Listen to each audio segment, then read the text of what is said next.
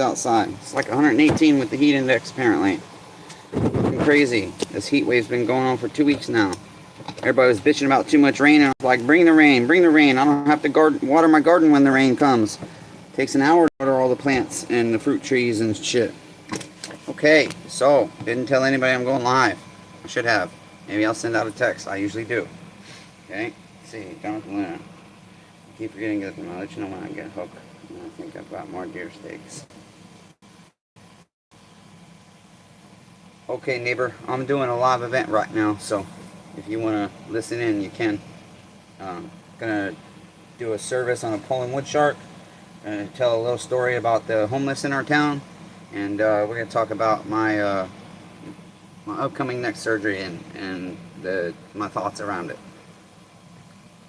Okay, so we need to find our mass text here.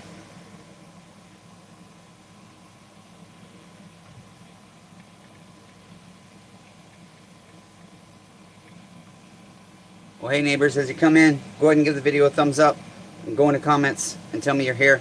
It's hot as fuck. I've got the AC on full blast, but it's so damn hot outside. None of our ACs are keeping up. I don't need friend suggestions, Facebook. Thank you though. Okay, let's see. My hands are so sweaty, my phone doesn't even want to recognize my touch. It's kind of crazy.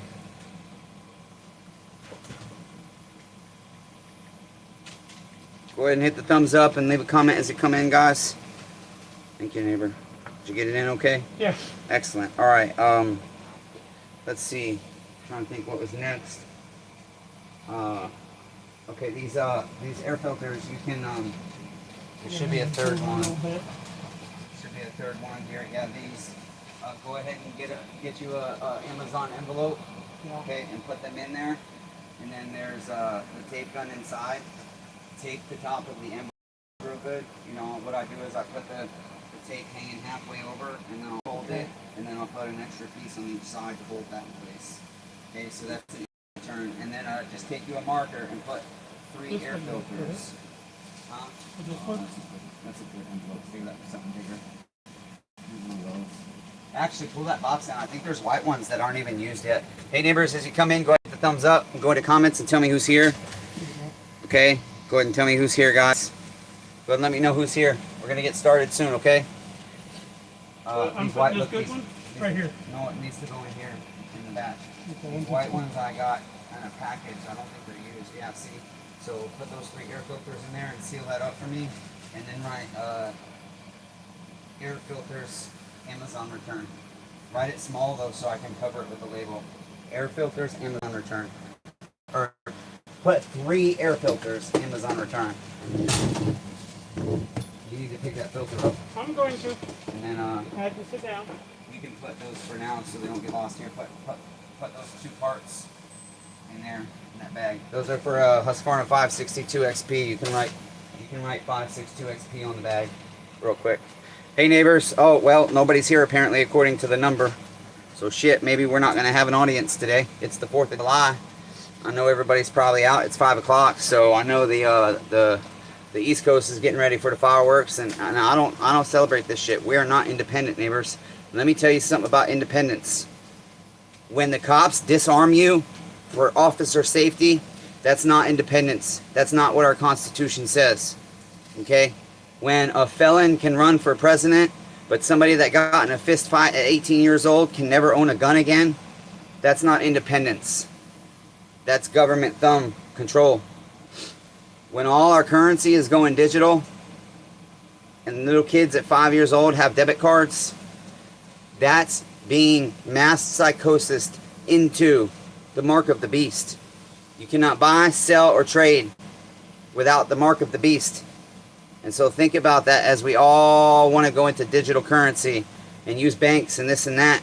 Everybody needs to be storing up cash. And I don't mean gold, cash, okay? Paper money. Gold is just metal. There might come a day that its value completely vanishes. I cannot believe we have nobody here. I figured if I went live now, we would get a little bit of an audience. So, I mean, I'm just going to keep the camera rolling just in case, because I told you guys I'd try to do live events to bring you footage, since I haven't had much footage.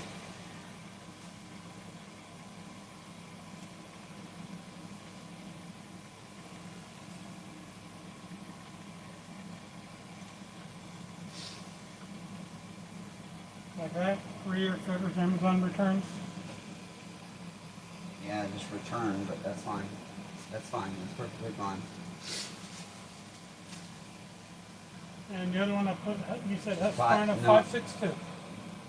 Yeah, but you could have just put 562 XP. It's gotta be XP on it. Oh, okay. After the 562. Okay, let's see.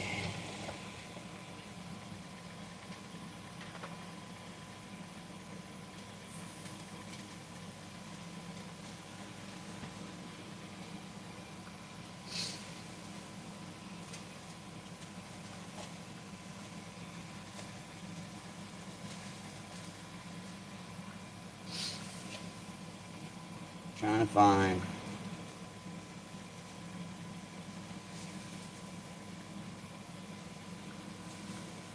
Ooh, we got one person. We need a thumbs up. Go ahead, thumbs up. Comment who's here. 6 minutes and we haven't gained an audience, and I'm kind of surprised. I know it's the 4th of July, but it's only 5 o'clock at night.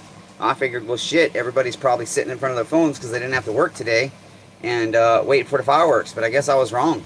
Everybody's probably already getting drunk and trashed and having barbecues and cookouts, and so whatever. We're just gonna keep rolling anyways.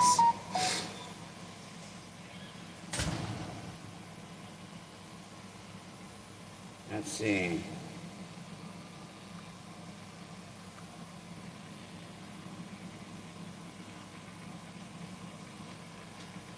We're going to talk about independence too. Go ahead and hit the thumbs up, neighbors. Tell me who's here. We're going to talk about independence and how it's bullshit. We're celebrating an independence that we do not fucking have. We do not have independence. We are slaves to our government. We are under strict, stringent control of our government. If you think America is not a dictatorship, you're fucking wrong. It's a dictatorship, but all of Congress and the Senate and the President and everybody else is the one head of the beast that is the American dictator. We're not independent. The police take your guns from you for officer safety, yet they have a gun on them.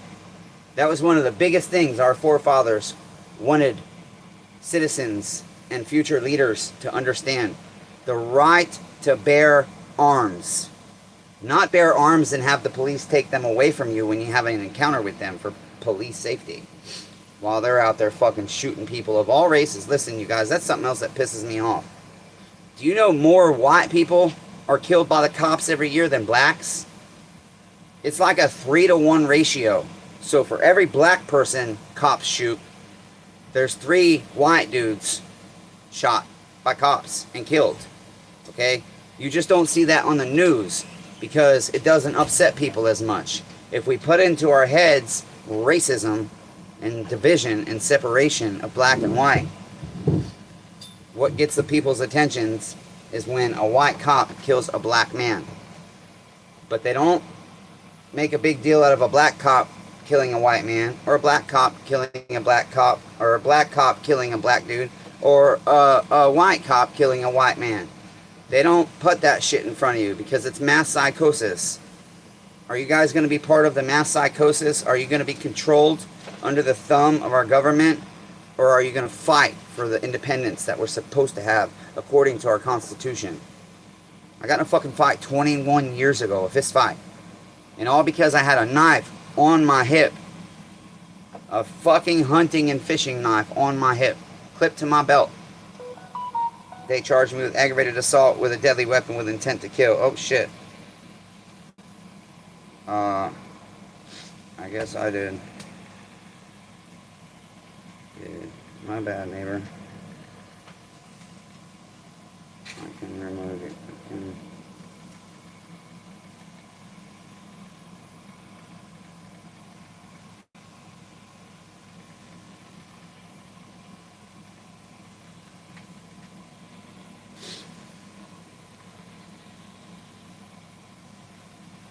Okay, Brian. Okay, Brian. Sorry. Oh. You.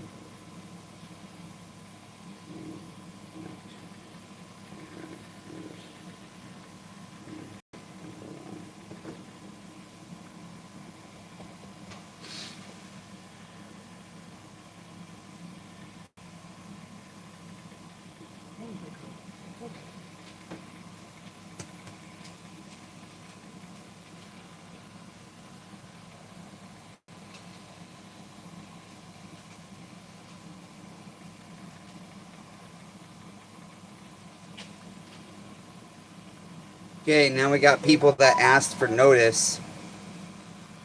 I don't know who this is. Brian, it's Chainsaw Redeemer.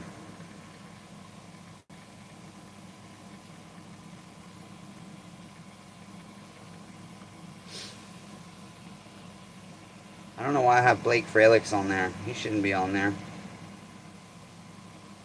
Anyways, I'll have to, let's see, wow.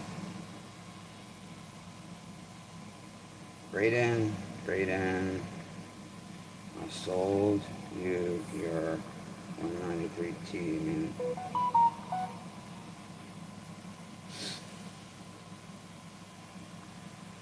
No, neighbor.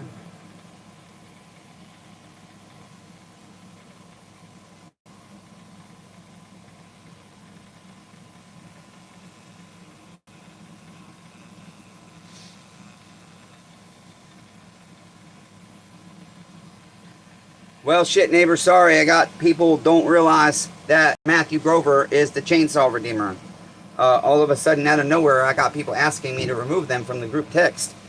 I thought you guys wanted me to notify you. So many people say, hey, can you add me, or can you text me, or can you make sure I get a notification? I can't control if your notifications are on or not. I'm just trying to do my best to appease you guys. So those of you that are asking to be removed, I will remove you.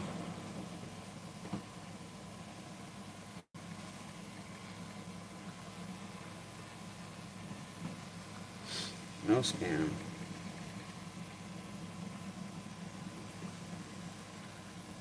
People think it's spam. It's crazy.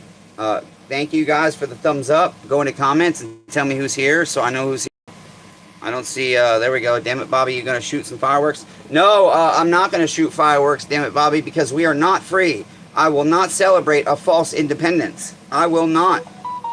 I don't do any independence.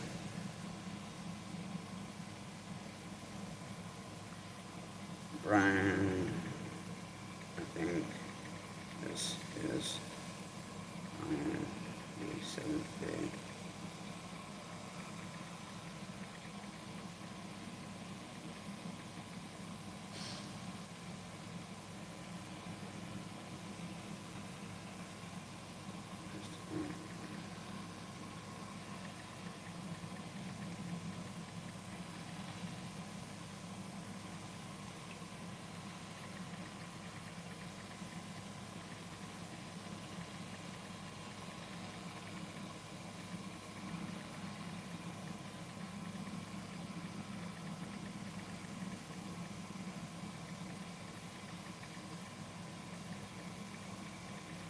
Sorry guys, we're getting there. It's hot as fuck and I'm tired as hell. And all of a sudden I've texted all these people for months and months and months and months every time I do a live event. And now all of a sudden I've got people thinking it's a fucking spam thing because somebody sent that in this group. And so now everybody thinks it's spam.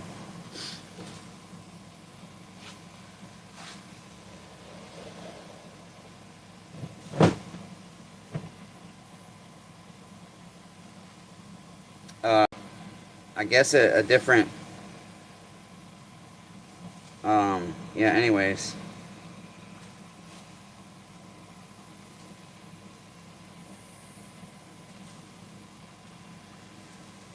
Well, Christopher, you can't remove your number.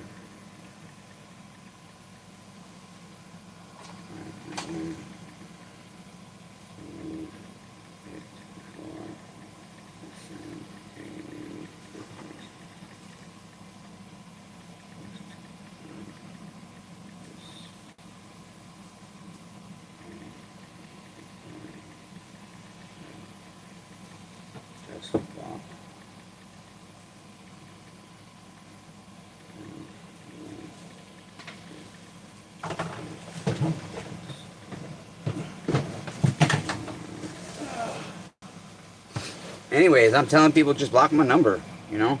I don't need to be treated like this. Y'all are the ones, y'all are the ones that asked me for fucking doing this. Yeah, I'm scamming and spamming. That's right, Curtis. You know what's up, neighbor. I am a scammer. We got to call scammer payback and pierogi whatevers and whoever's and yeah, everybody's in a foul mood today apparently. Damn, I think the heat's getting to the people here because it's everybody close to me. It's everybody, it's everybody within a couple of states of me. Everybody in the South. Nobody up north is bitching yet. Remove my number. Holy shit! You guys asked me to do this shit. I'm trying the best I can to let you guys know when I'm doing lives because so many people ask me to. You've never complained before, and yet I've had the same group text thread for, I know you are, Curtis. I've had the same group, I know you're joking. I've had the same group text message, and I just scroll down in my messages and just send a text when I go live. Okay, it's been a group text, and so I'll have to change it and take some people out. But you see, here's the thing. Ted Neitzel, I don't know if you're here yet, neighbor, but Ted Neitzel, Curtis, Rob Weaver, Simon Wiggle, Jonathan Luna, everybody else. Well, guess what, neighbors? I can't text everybody individually.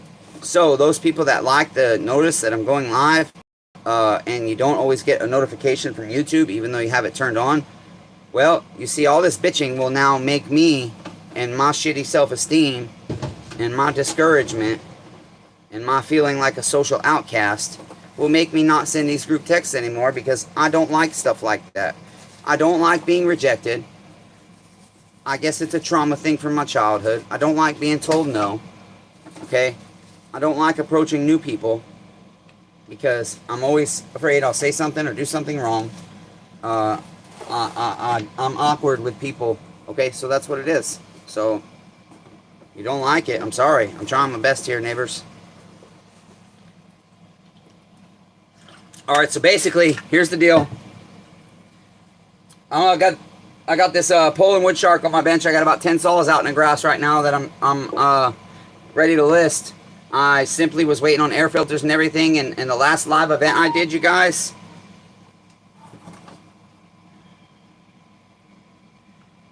Okay, Brian. Are you subscribed to me on YouTube? I am Chainsaw Redeemer.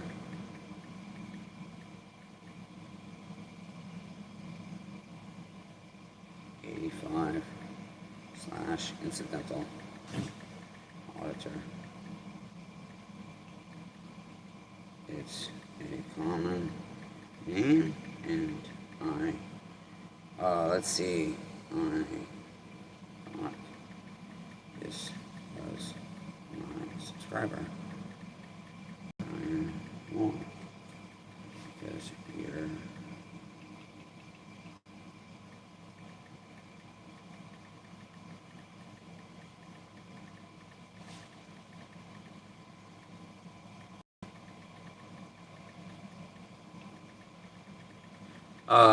we're never gonna get an audience because all I'm doing is fucking texting and ignoring you guys. Sorry, did you dirty, but I got people and yelling at me and making me feel like a shitty piece of shit. So, thanks, guys. Thanks for fucking beating me up over. You're mad that you're in a group text that you've been in for fucking a year. A fucking year. I've had this fucking group text thread open a fucking year, you guys. I can scroll back to July and August of last year. It's almost a fucking year. It's like 10 months. Holy shit.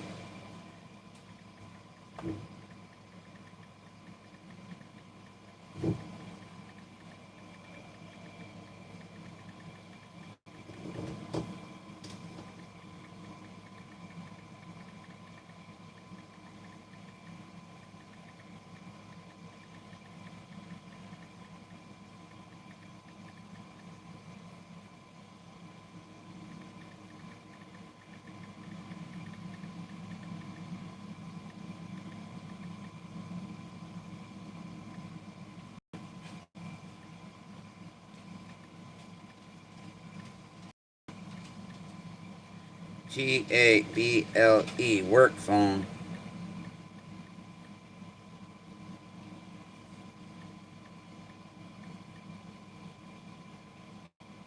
I'm just telling these people to block my fucking number because I can't stop the text. And so if anybody in that group, there's nothing I can do. There's nothing I can do. It is what it is. Okay, so I need to get this phone on the other account so I can follow the chat if it actually fucking comes in. Everybody already left, so I'm trying my best, you guys. I can only do so much. I'm only one fucking person. I'm trying my best to appease everybody. Now everybody's bitching at me for doing something that they asked me to do. What the fuck, man? If they don't like you by now, or decided not to like you anymore, let them slide. Yeah, that's the thing, Curtis. They're fucking... Brian Moore, the Brian Moore I thought this was, is on almost every one of my live events. He comments on probably 50% of my videos at least. And I thought for sure he was the Brian Moore I had stored in my phone. And I thought for sure he was one of the people that asked, is there any way you can send out a notification when you're going live? And people have responded to him, just subscribe to the channel and turn on the bell so you get notifications. But a lot of people don't get notifications.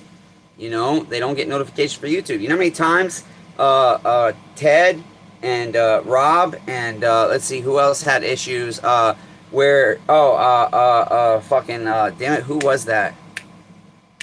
There's somebody else. There's like 4 or 5 people that in my live events they've had issues in the past, and some still do randomly, to where their comments don't show up until I end the live event, and then their comments show.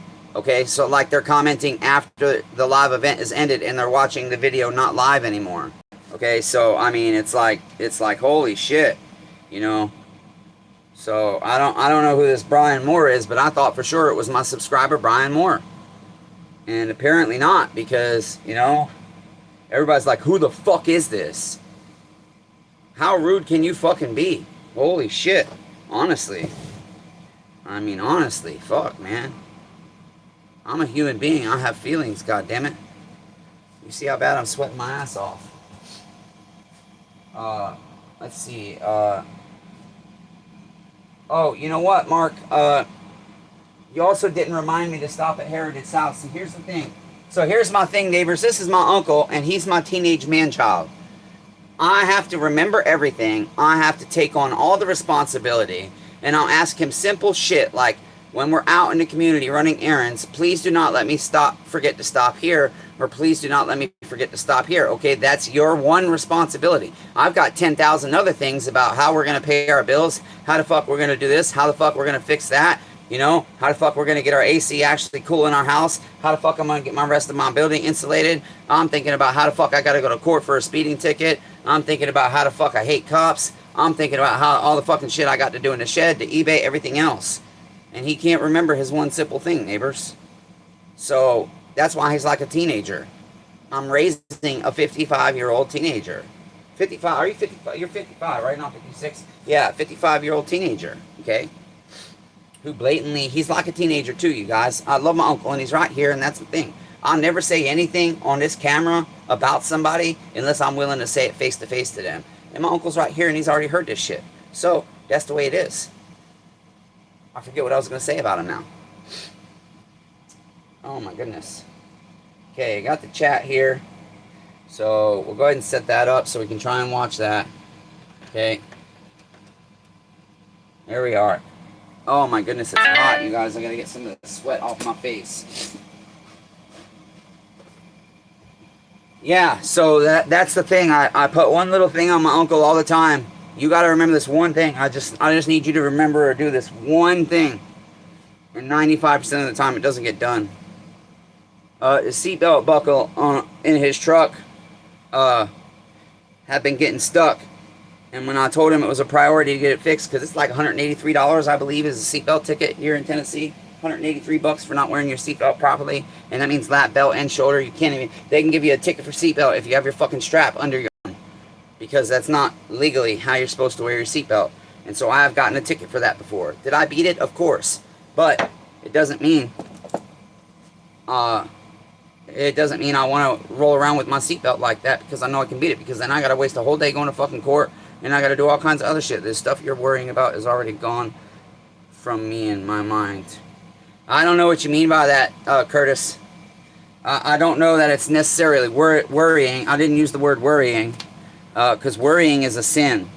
It's processing things. It's processing through them. It's trying to remember. Yeah, so you're going to ghost me too, Curtis? Is that what's going to happen? I was going to ask you about that. I was going to ask you where you're going and what your plans are, neighbor. So I guess if you're going off-grid ghost from the channel, I hope I get a phone call like a couple days or the day before you do that, neighbor, so we can talk for fucking 7 hours and realize, oh shit, the sun's coming up. We just talk like fucking two little teenage girls. Or a little teenage girl and boy, you know? Talking all fucking night. Two grown-ass men. Grown-ass motherfucking men talking on the phone for 7 fucking hours. Whatever long it was. Our first phone call was 4.5 hours. First time Curtis and I ever talked on the phone. Bro, we talked for 4.5 hours. Mainly about chainsaws and the traumas we've been through in life and the way we've overcome. You know, the things that have helped us overcome. We're overcomers, neighbors. This channel is I'll do my best, brother. My mind is wrecked. Me too, Curtis. Are you taking stimulants? Are you taking stimulants for your mind, or are you still sober? You don't have to tell me here, but I'd like to know in the, you can send me a personal text if you're struggling with something like that. I'd like to know. No judgment, neighbor. I'll still fucking love you. I don't care. You still got a camper you come fix up and stay here. If you want to go ghost off grid, it's invitations. I told you, it's a never-ending open invitation. Unless you fucking piss me off real bad. I don't see that happening. You know, maybe person to person, we might have some fucking spits and spats because we have very similar personalities. Curtis and I have so fucking much in common. It's unbelievable, bro. This is Chris.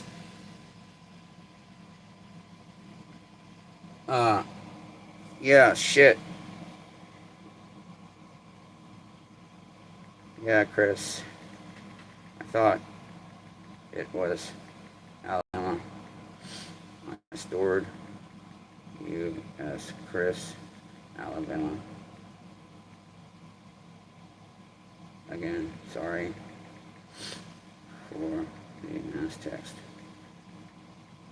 I obviously didn't pay enough.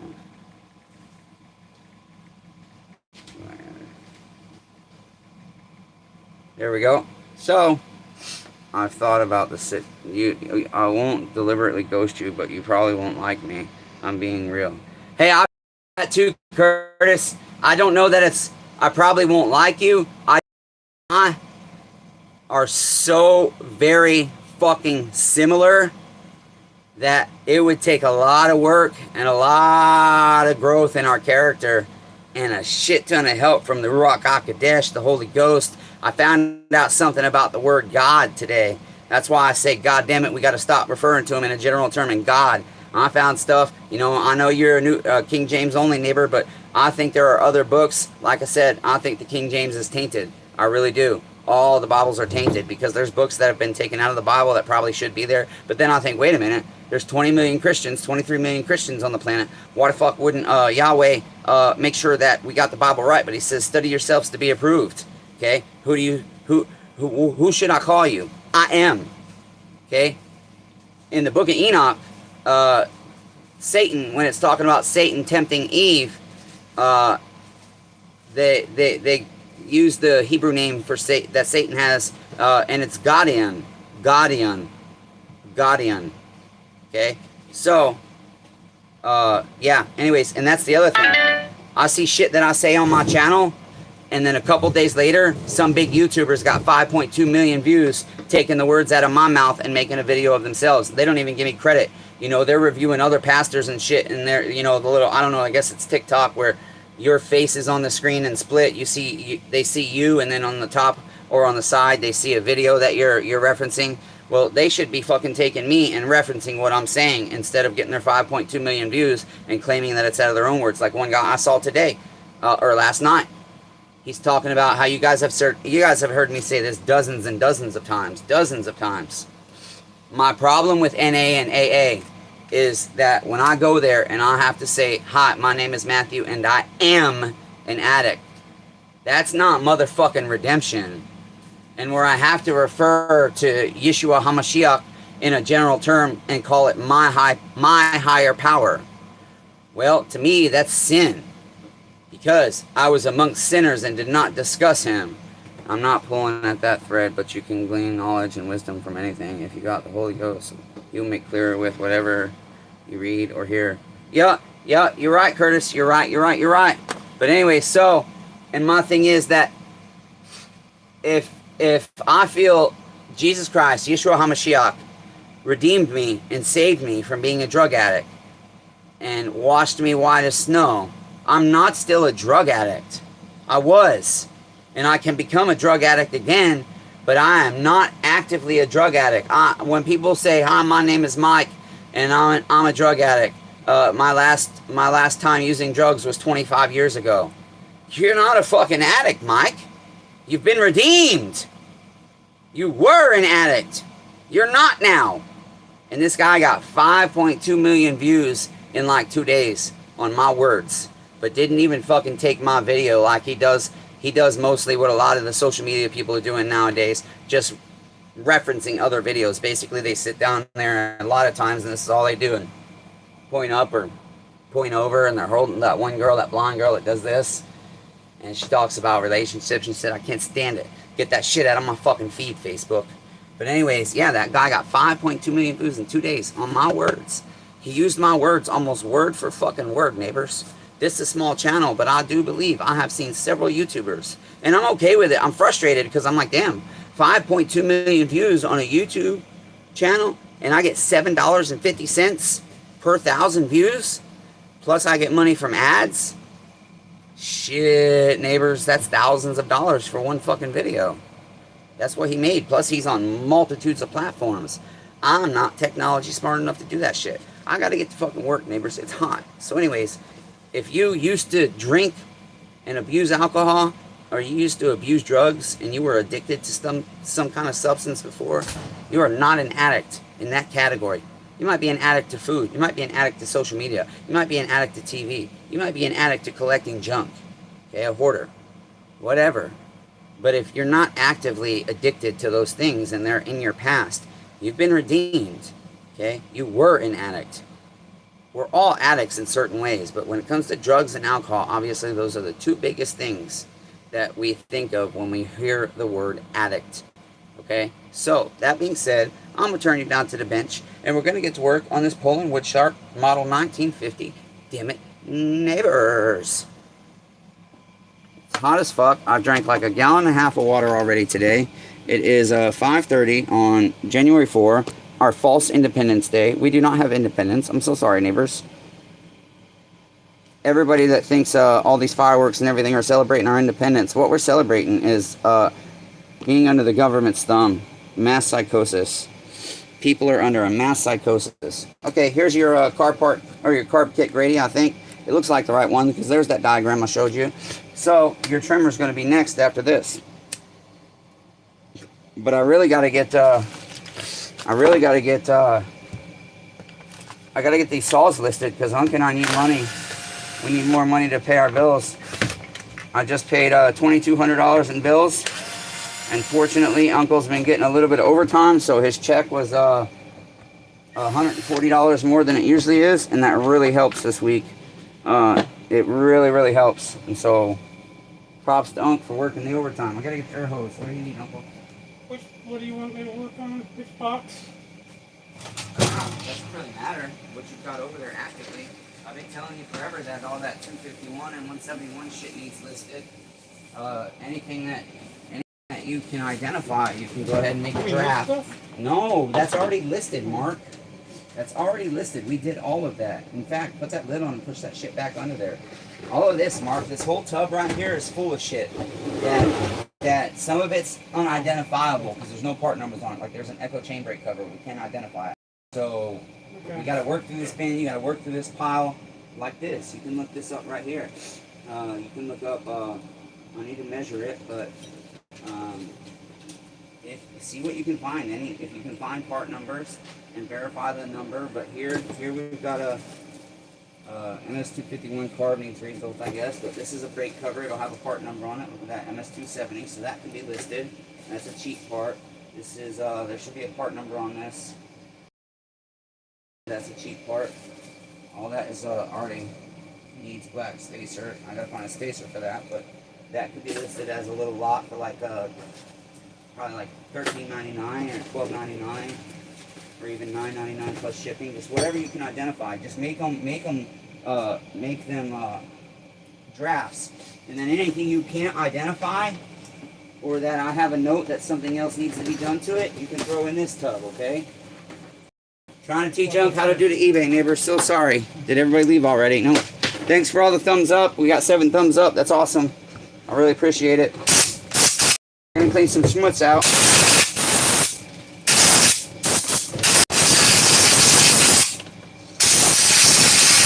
Really dirty saw. And this is a saw I'm selling, but it's just a saw that I'm going to service. I did buy a brand new bar and chain for it, but I elected to go Raisman because this is a low dollar. And Raisman has really good chains. I just think they could do better with their paint. Should powder coat their bars and not paint them. So, let's see.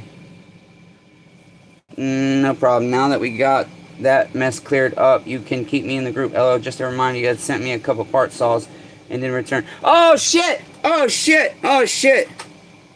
Oh snap, Christopher! I remember now. Yeah, I was just thinking about you like 2 weeks ago, bro, because I got that Shindawa that was running the same way as, what was it, the Johnson Red I sent you, you know? And I have to vacuum pressure test it. Anyways, yeah, you sold that Johnson Red, you told me, and I sent you some POULANs and stuff too, neighbor. I remember you now. Holy shit, we haven't talked in a while. That is what's the fuck up, neighbor. You should come join the live event, Christopher. Come on. Yeah, that's what's up. Holy shit, yeah, I sent him some saws free just because he was a chill as fuck dude. Dude, if you could make a trip down here, you would rack up. Here's the problem, Curtis. I don't have any money. I don't have the money, neighbor. I mean, if you want to send me some pictures of some of the stuff you've got, let's see. I don't care what you read. I didn't have to defend what I believe, and I won't get into any more discussion about that. Yeah, no, neighbor. I wasn't trying to get into discussion about it. Here's the thing, Curtis. You don't have to respond to what I say, but what I have to stick to is if I feel a conviction that I want to share on the channel, I'm going to share it. And that doesn't mean we have to discuss it or debate it or talk about it or argue about it. You can just leave it alone. Some people don't want to hear about the Bible, you know, at all. And they say it doesn't belong on the channel. But this channel is about my life. It's about my testimony. It's about my trials, my battles, my struggles, and my desperation to be able to flawlessly, perfectly love my neighbors, no matter what. Okay, and forgive my neighbors that have done me dirty, and try to get my neighbors that I've done dirty to offer me grace and mercy and forgiveness, like King Yeshua HaMashiach does. Okay, let's see. He said, because you have to pick your battles, and that's where I draw a line now. Believe what you want, and I keep telling what I believe without apologies. Hey, Curtis, that wasn't directed at you personally either. That's the thing, neighbor. I was sharing that I came across a video where somebody says the same exact stuff I say, number one, about the name God, and number two, about the Bible. Again, my thing is, and this is to the group, Curtis, this is to whoever wants to watch this channel, that King James was an agnostic, basically, and you know, it was the mother church. 13 bishops of the Catholic Church were part of the people that translated the original manuscripts, and really they weren't even original, because the Aramaic had been translated to Greek, and so they were translating from the Greek scrolls, not the Aramaic scrolls, so they were translating from the Hebrew and the Greek scrolls. So it had already been translated to another language, and then they're translating it to yet another language, and they're making up words. More BS. I don't know. Do I know you? I don't think so. I didn't take it personal. I'm stating what I believe to the channel. Oh, yeah, Curtis. That's right. Never you speak it out. Never say anything and everything you want. You know that. You got freedom of speech. You know how strongly I feel about freedom of speech. I will never censor anybody on this channel, no matter how shitty they are, even if they're trolling, just like that guy Evan the other day. You know, he came in as a troll and being an asshole, and then guess what? He says, you're all right. And by the end, you're all right, dude. You got a new subscriber. I like you. I'm going to start watching your videos. I tested you to see how you would respond, to see if you were going to block me. Jenny, How's your sexy ass doing, Jenny? Haven't heard from you in a while. Miss you, neighbor. Been thinking about you. Been thinking about you, Jenny. Brian Moore, have you ever lived in Haleyville? Yes. Yes, at Advent Age, temporarily.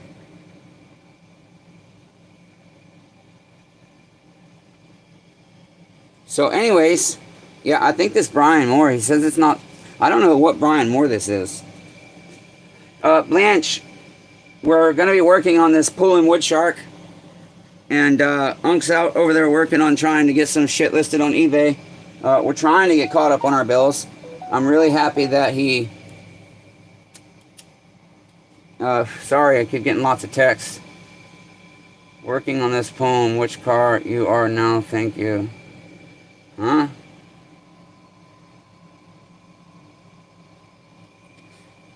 Yeah, Brian. Are you... Texas speech messed up, but I remember you now. Brian, which Brian is this?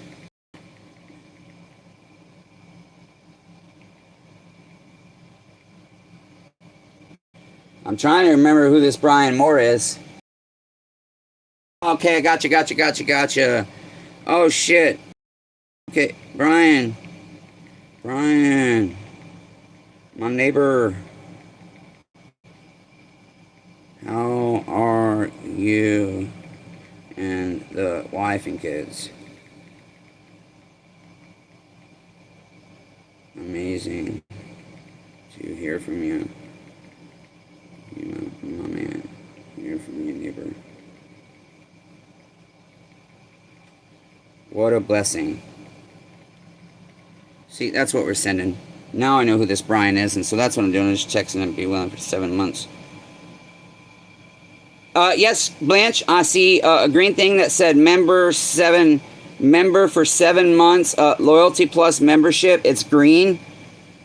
I messaged you the other day. Yeah, I saw it, Jenny. I had gotten frustrated with Temu. They did me dirty. I was supposed to get a bunch of free shit, and they kept saying that I had whatever cut or slash this amount that I had to do, but then it wouldn't come off the last little bit that I had to do, and so I just got frustrated. I hadn't slept. My neck pain kind of caused me to... I don't normally send messages like that to try and get people, but like it's like with Chime right now. I could get $250, and anybody that signs up for a Chime checking account that uses my link gets a free $150 after they have a certain amount of direct deposit. It's like, damn, I really would love to send that to everybody I fucking know. That's $250 free I get just for you signing up. And if you get the direct deposits, then I get my $250, you get your $150. So if anybody ever wanted that link, Blanche, you're not seeing us. Blanche, I see your green thing, Blanche. I see it. It says be willing. It's got your yellow and white star. It's got your profile picture. It says member for 7 months, loyalty plus membership. And then your comment is, can you see this question mark? And it's green all the way across the screen. I wonder if I can show you. Let me see. Let me open this up. I'll show you what we see. See? See, there it is, Blanche. Right there. Right there. And then Jenny, I messaged you the other day, Curtis. Yeah, I tend to like people more that will scratch it out with me. Shit, Curtis, you know I'll have any discussion you want. But I think we both kind of agreed to the understanding that you have to be careful because things can get excited and people can get very firm stances, and it's hard because when somebody's talking in a way that might not be equal to your beliefs, you might think they're trying to get you to change your beliefs, and that's not necessarily true. So in the way I see it, Curtis, is severe conversations, I don't know the right word, conversations that could be borderline cause us to not stay neighbors that are in contact with each other. But I think we both agreed that, hey, you know, you just have to remember that your neighbor is there and loves you, and we might have differences of opinion, but I'm never trying to change anybody's beliefs. Well, you guys have free will. Roll 'em in the driveway, huh? 11 thumbs up so far. Blanche, hell yeah. Oh yeah, cool. That's what's up, Blanche. Thank you so much. Blanche is my hype man. I love it. And Jenny's my hype man too. You guys are my hype girls. Getting people to comment and like and everything. That's what's up. Okay, it's hot as fuck. We got to get to work on this POULAN. So this POULAN needs a complete carburetor rebuild. Okay. I don't know what kit it is, but if we have it, unfortunately,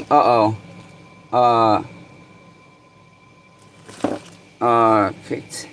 Man, my wife kicked off the land a long time ago, struggling to get things together. Megan and Jeremy stole the land from my mother and kicked my mother off. Yes, Brian, I know all of that. Listen, neighbor, let me know if I can call you either after the live event tonight or maybe over the weekend.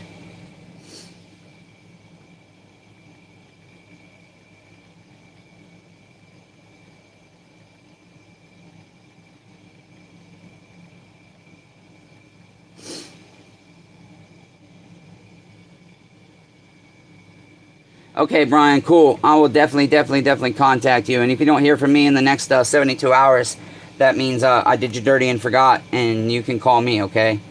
When they are children, it's way past okay.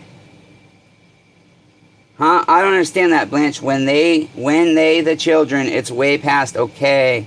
I'm confused by that. What does that mean? Anyway, so we've got to rebuild our carburetor. I do have a brand new air filter, I believe, for this. So let me grab that real quick. I should have one. I just ordered 10. Oh, shit. Okay, here's our air filter. So here you guys go. CTS is a great company for carburetor parts, and they also have a lot of good air filters. And some of their fuel lines are good. I think they sell Pharmatech and also for other. I hate when it won't focus. So here is our part number for POULAN. The 1900, 1950, and 2050. This is a 1950. And here is the part number. CTS usually uses the OEM part number, and they just put CTS in front of it. Will you please focus? 0063073. If you need this air filter, please let me know. I have 10 of them, okay? So, okay, so I'm going to come up there and throw you out in the driveway and we can roll it out. Ah, shit, yeah, Curtis, let's do it up, neighbor. Let's do it up. Yeah, Curtis, I've been, I know you had your friend that you were visiting with when I text you to check on you the other day. Hey, you guys, you know what? I did a live event where I was telling you guys I'm at high risk of relapse, and Curtis has checked on me even though he's got a lot of chaos going on in his life. He's basically checked on me every single day by text message just to check on me. Every single day since I put that live event out. That's a good fucking neighbor right there. When you got your life up in shambles and you're still thinking about another person and willing to take the time to check on that person, there needs to be a lot more of that in this world. So, Curtis, you did me right, neighbor. You've been doing me right. Trying to make sure I stay sober. So, love you, neighbor. Thank you, neighbor. Okay, that would make a fun video, LOL. Yeah, I bet it would. More BS. Who is more BS? Is that Brian? Who is more BS? Some of the pre-filters, the green ones. What was the rest of that thought, Curtis? You know, I found a thing on the dark web. You guys know I can buy YouTube views and comments. I can get 1,000 views and 10 comments for like $7. Isn't that fascinating? So there's our air filter, okay? Even though it's going to come back out to put our bolts in, but we've got a good, it's a Walbro. I like Walbro, so it's probably going to be WT324, so a K10 or K20 watt kit should work for this, but I'm going to take out of my other thing, but I will show you guys. Let's see here, neighbors. Let me grab us some parts here. Got, let me find our kits here that I need. Damn it. The shed shop is a mess. I really hope Jonathan comes to get his saws today. I unfortunately, am having to get on my neighbors that have stuff here to tell them they need to come get their kit, because the chainsaw desperately needs the space. So here we go. Here's a K20 watt, and we should have a K10 watt. Okay. I have available K10 watt and K20 watt lits, carb kits from CTS. This is the full kit. Comes with everything you need pretty much to do your carburetor and extra parts that you're probably not going to use unless you're fully rebuilding. I do not have them listed, but as soon as I get them listed, I will try and go ahead and do a video just rebuilding the carburetor and have links to the products that I want to sell. Yeah, we'll go from there. So the next thing I want to talk about, you guys, is as I go to work on this saw, it's not really educational. I really have not felt like editing videos, you guys. I don't know why. It gets so frustrating when it doesn't work out. And so I get discouraged and I'll just say, fuck it. I don't want to deal with it anymore. And so I'm sorry about that. But that's why I'm doing live events for you guys. They're kind of messy. But, you know, I'm a mess, you guys.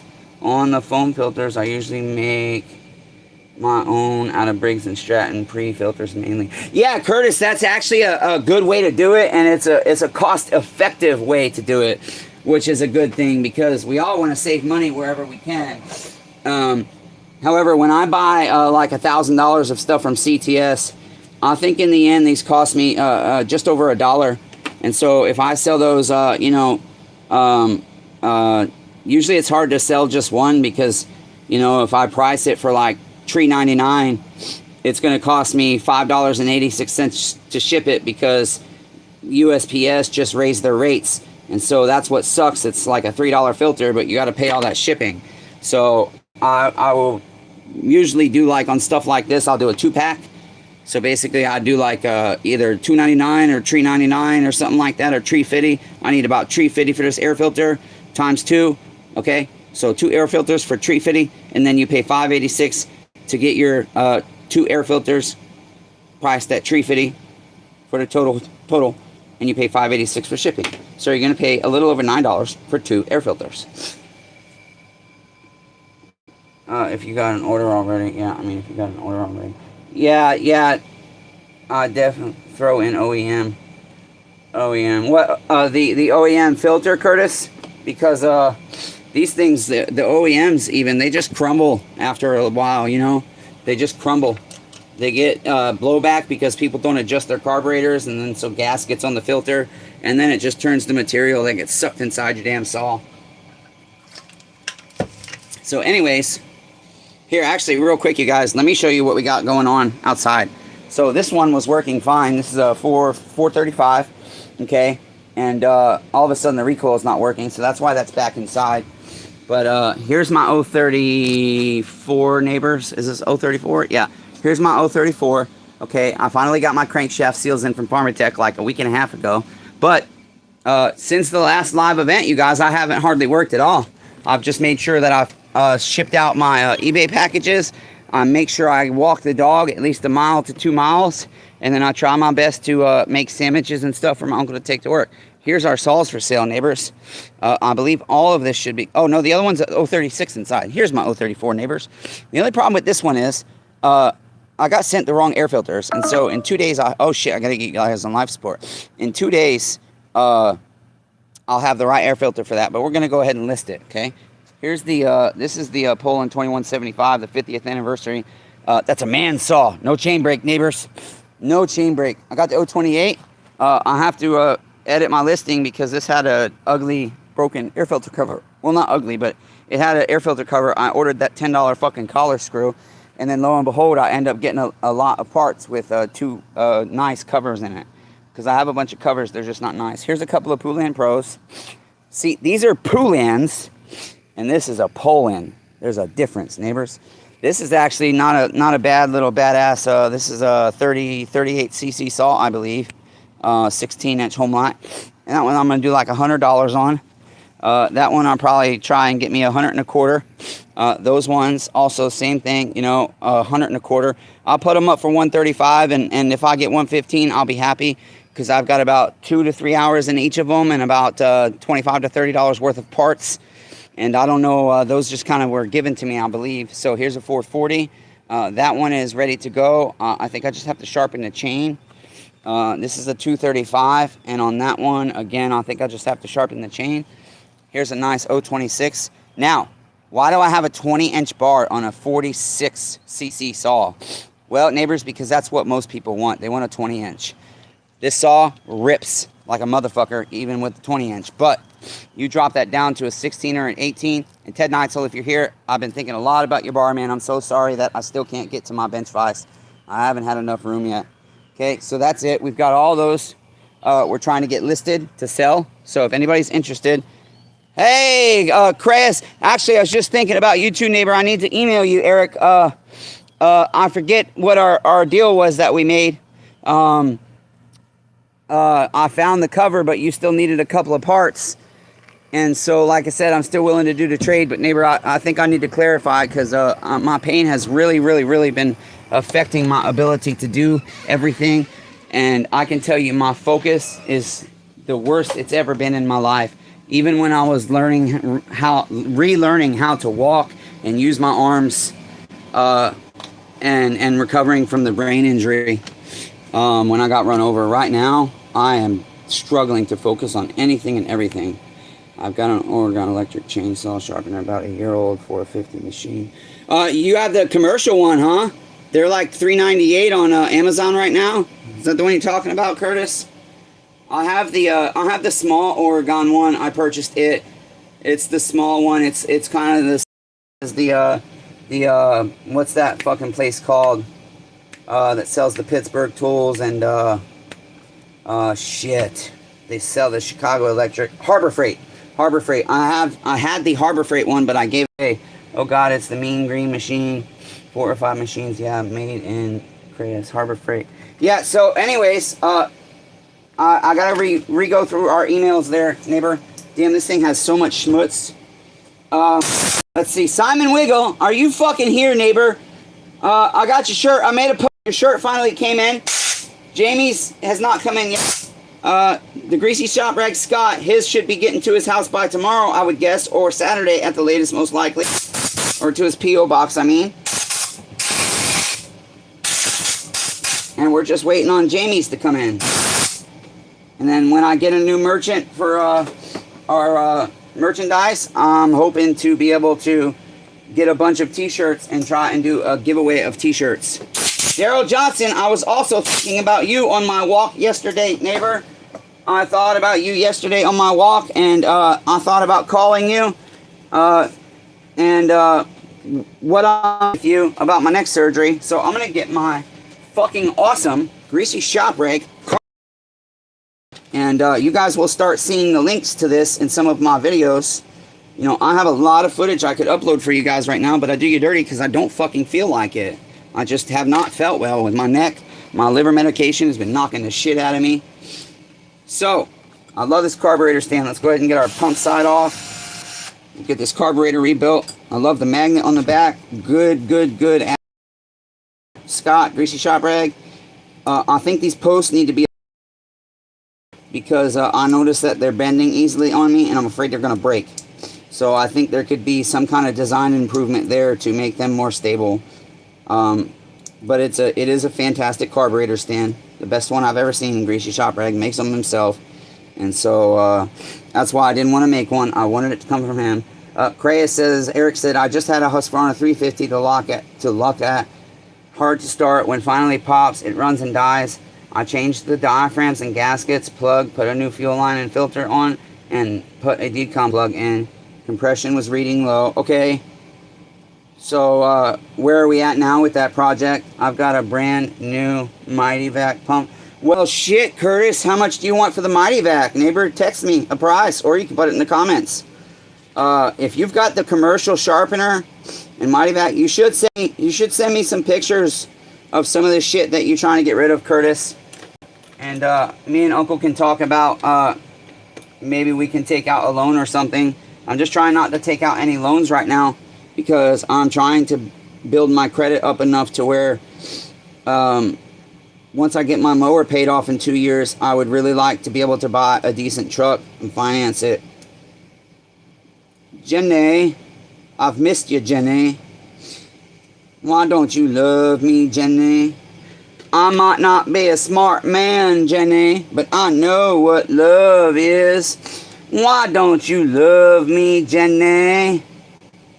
Jenny, you went and fucked everybody in the world and then had a baby and says it's mine and now you gonna die. So okay, now I'll marry you still, Jenny. I'll still marry you, Jenny. Forrest Gump. My name's Forrest Gump. People call me Forrest Gump. You can call me Forrest Gump. So, let's talk about my neck. Tomorrow at 1:45, I go to get a newer MRI because the last MRI I had was in September. Now, the doc didn't require it, but I agreed to it because I've been looking for a surgeon to agree to work on my neck for almost a year now. And so that's going to be $200 copay, which sucks, but it is what it is. And that kind of goes into talking about the homeless situation, my homeless neighbors in my town, and we'll get to that here in a bit. But anyway, so here's where I'm at with my neck surgery, you guys. I'll get my MRI tomorrow, and then Blanche, thank you very much for the super chat, neighbor. Every little bit helps. Blanche, that is going to go toward, I'm trying to raise $55 for this homeless man, Josh. I've ordered his birth certificate for him. When that comes at my house, I'm going to take him to the Social Security Administration so he can get his Social Security card. When that arrives in the mail, I'm going to take him to the DMV so he can get identification. When he gets identification, I'm going to get him on a fucking Greyhound back home. I will explain more of that to you. There's a story coming up on that. That is footage that I have to get in I have to just suck it up and stop being a pussy. And that will be footage I have to put together and show you guys that story. Because we saw some cops at the park today serving subpoenas. And one of them is the great... Damn it, where is my utility knife? Fuck. One of them is the greatest fucking tyrant the Lewisburg Police Department has. And so anyways, I just happened to turn my camera on because I'll get back to the neck. This guy Ray is homeless up there too. You know, all the homeless people, we don't have a shit ton, but we got 10 or 15 that are I know well by now. And so Ray calls me. He's one of the homeless guys, and he says, hey man, I really don't want to ask you, but we're all up here at the park, and everybody's really hungry. And you know, there are guys up there that get Social Security checks. And I interviewed them to see if they might be a good fit to come stay in me and Uncle's camper and help us fix the camper and do work on our property. And they were not a good fit because they both get over $1,000 a month and they're broke as fuck. They say they don't drink alcohol, don't do drugs, which all the homeless people say that they've never seen them do that stuff. But they say that their whole checks are going toward medical bills, past medical bills. Lance Whalen and another fucking super chat. Holy shit, neighbor. No, I did not get a surgery date. I'm going to get right back to that. Blanche, thank you. You have covered $40 of the $55 we need to get Josh's cell phone service to stay on. His Straight Talk ends tomorrow. And I can get him probably a cheaper card, but I'd like to get him the unlimited because it's just the easiest thing. The man has nothing to do besides walk around the town all day. He refuses to panhandle. He just doesn't believe in it. He thinks it's not a real job, but he can't get a job because he has no identity. And this is very, very common amongst the homeless people, you guys. They have issues getting jobs. They can't go to interviews because they're smelly and don't know where to get a shower. And I have seen the mobile van drive around that does mobile showers for the homeless, but nobody cares about the couple of little homeless people in our town. If anybody else can contribute even $1, $2, $3, you guys, Blanche has made us, we're 3/4 of the way there. We need to raise another $15 to get Josh's cell phone staying on for him. Thank you so much, Blanche. Thank you very much, neighbor. With all your financial situation you've got going on right now, to make that donation is extremely noble and extremely selfless, and may the Father in heaven reward you openly. So thank you, neighbor. Your donation is incredibly appreciated. So I'm just matching my parts right here, you guys. Now I will not have this blue one, but we will do the black pet material. I think on this saw will work fine. I think this is the incorrect one. Let's see. There it is. I think this is the correct one. I don't have the let's see here. Let's see. No, this is not the correct one. I know I have it. I just have to find it, neighbors. This is not the correct one. Wait, is it? No, that is not the correct one. It might be this one. This is the correct one. So we'll go ahead and we'll just go ahead and use the Teflon So this matches our gasket here. We want to make sure we have the right hole. Some of these have an extra hole over here. This one does not. That is a match. So we've got that. And then we need to grab our gasket for that, which I should have right here. Wait, no, I need the thin one. Shit, these are the thick ones.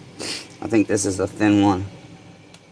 Oh, no, it's the thicker one. Okay, good. So this should be our gasket. Let's double check that. That is correct. Now we got our parts. Okay, now we will grab an inlet needle, I think, because I like to automate. Chris, thank you for your 2 pence, neighbor. We now have $42. We have $13 to go. We need to get $13 to help John's cell phone turned on or kept on. It ends tomorrow. His cell phone service will be shut off at 12:01 a.m. Central Standard Time tonight. And then that makes it hard because then if he's not at the park, I have to drive around town to try and find him, which is costly in gas. In the city, we only get like 8 to 13 in my own truck. And we've gotten up to, what did we get up to? 18 on the highway? 18.2. Yeah, we got up to 18.2 on the highway. And nice, gentle, slow driving, very slow acceleration. So, yeah, I will have the story on Josh, you guys. I've already got a couple of videos on it. I'll just have to get them up for you, okay? So that is something that's going to be priority. It's important to see what we need to do for our neighbors. I haven't eaten yet today. Brady brought a smoked steak for me to try. He bought a new smoker, and he wanted me to try out the steak he smoked. So I have that inside to eat. But here's the thing. When I went ahead and decided to go buy them more pizza, I've already spent like $100 this week on feeding the homeless. We don't have a lot of soup kitchens and shit around here. We have food pantries, but the problem is you got to have a way to cook. And there are these 2 guys, Clifford and Jimmy up there. They have a microwave. They have a fan. If they pull up in there and somebody is in their little corner, they'll honk the horn to wake them up early in the morning, which is disrespectful. Homeless people have a hard enough time sleeping as it is. And so if a homeless person is sleeping, no matter the time of day, you leave them the fuck alone because they need that sleep. The other fucking problem with this liver medication, you guys, you want to talk about cotton mouth, dry mouth like a motherfucker. Yeah, I really appreciate the super chats, you guys. Thank you so much. I'm going to get some car parts cleaner. Put your safety glasses on, neighbors. And we're going to go ahead and clean the jets out in this carburetor. It's actually not even that dirty. But we just want to make sure our passages are clear. Our micro screen looks pretty clean, so I'm not going to replace it. A lot of times the screen doesn't need replaced. But if you buy a K10 or a K20 kit, just replace your screen because you got one anyways. You know, it's clean. I really should just replace it. We're going to replace it, neighbors. Fuck it. I'm being lazy. That's the problem. Take that out. And I do have the right tool to install this screen specifically. But you can really use just about anything to fit these in. But what I find works best is once you get it on top, use the end of a drill bit like this. You know, the hex heads. And just kind of push that screen in. And the most important thing is, neighbors, on this, I want to show you this because this is always very important. The most important thing on these screens that a lot of people fail to tell you, I don't know why the camera won't focus. Damn it. Damn it. I can't get it to focus, you guys. It sucks. Let me try something here. Shit, did I leave my flashlight inside? I fucking did. God damn it. Can we go get it? Yeah, I don't know where my little one is. That's the problem. It might be on the table, but get the big one. Oh, you saw my little one? Yeah, I think I saw it on the table. I'm just focused, you guys. I don't know why it doesn't focus. This is stupid. Because you have to have a clear view on this. And when we're live, I can't tell if you guys have a scratchy view as it is. Shit, man. Let's see here. I just can't get it focused.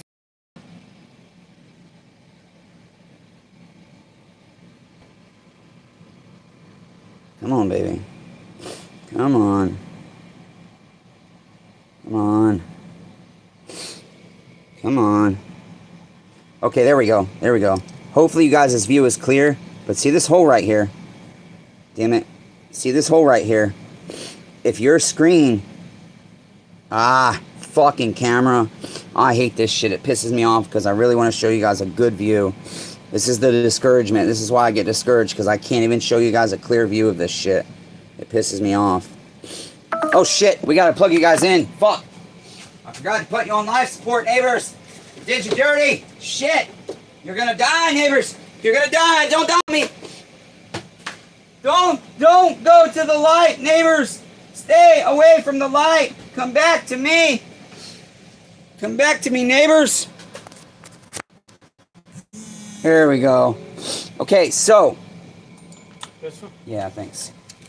See if this will help.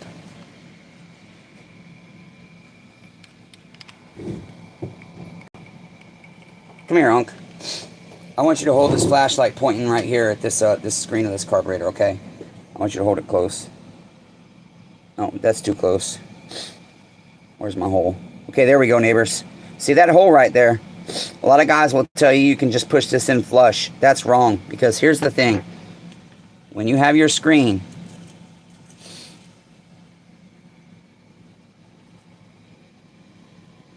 okay, you see how it's got a ridge there, okay? If this part of your screen is on that hole, that means that's the only part of the filter that has to plug up for your carb to stop working.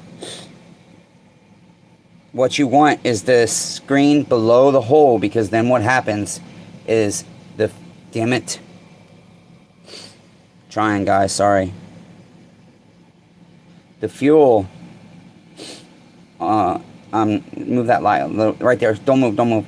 The fuel will come out of that hole and it will drain on top of the screen, and then you have all this surface area for fuel to go through. If that hole is covered by this screen, again, you've only got, move that light, it's not working. There we go. No, move it again, Mark. Nope, that's worse. Up.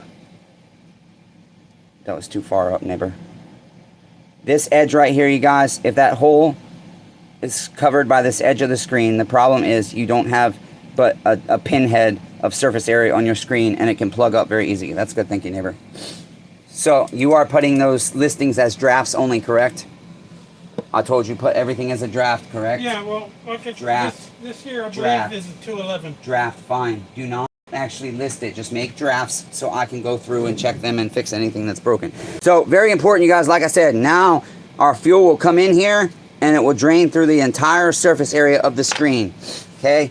The repair specialist is a fucking genius when it comes to carbs, but I have seen him say you can just put that level, and I'm like, no, I cannot agree with that, neighbors. I cannot agree with it at all. So our new inlet needle. Okay, let's get our spring in. I only replaced the springs a week. Oh shit, I fucked up our intake gasket. I'm trying to keep it.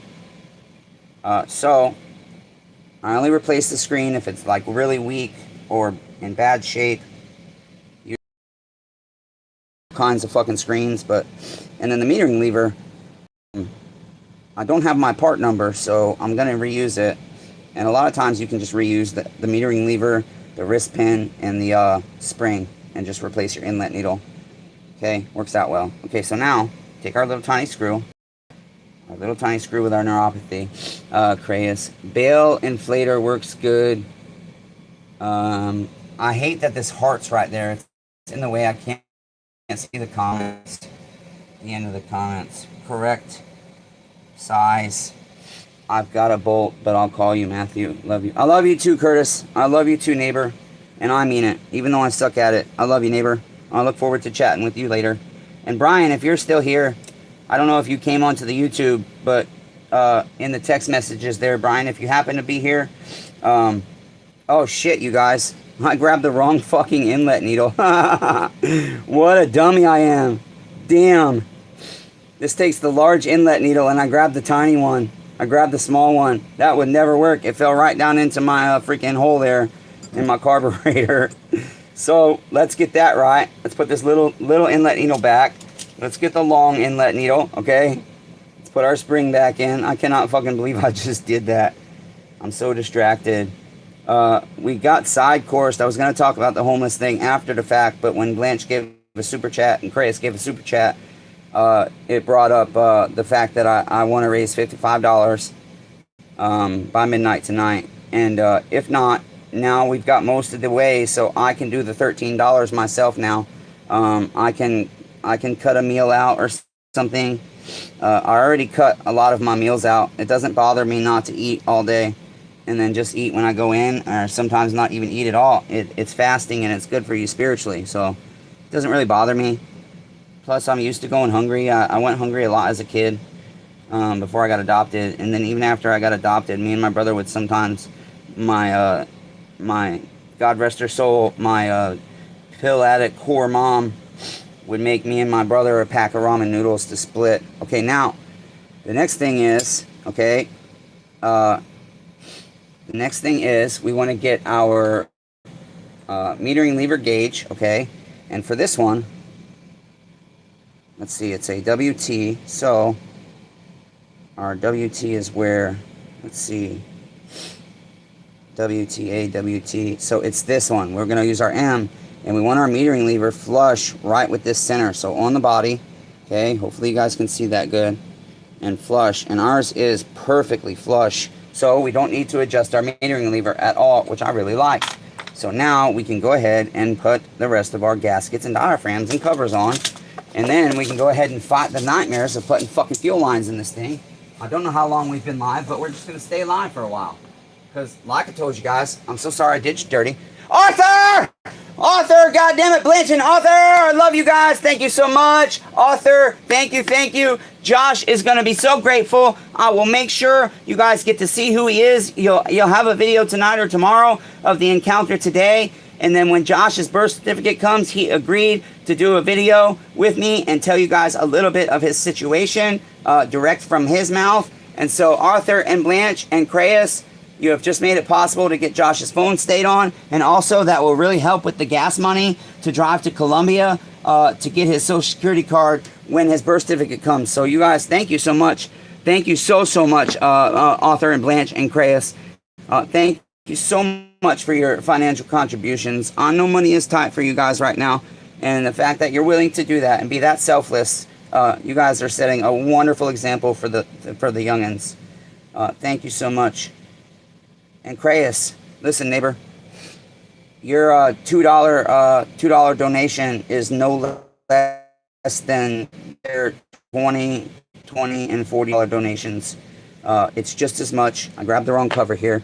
I'm distracted. I'm gonna fucking cry because I know Blanche's and Arthur have a lot going on, and the fact that they're willing to help Josh out, I'm just overwhelmed. Thanks, guys. And Chris, your $2, neighbor, that is just as valued, if not valued more than the super chats from Blanche and Arthur, because I know your financial situation is a lot like mine too, and so now between all of us, you know what, we made enough for the phone, and then I'll tell you what, that will allow us tomorrow we can get everybody. There's usually 4 to 6 people.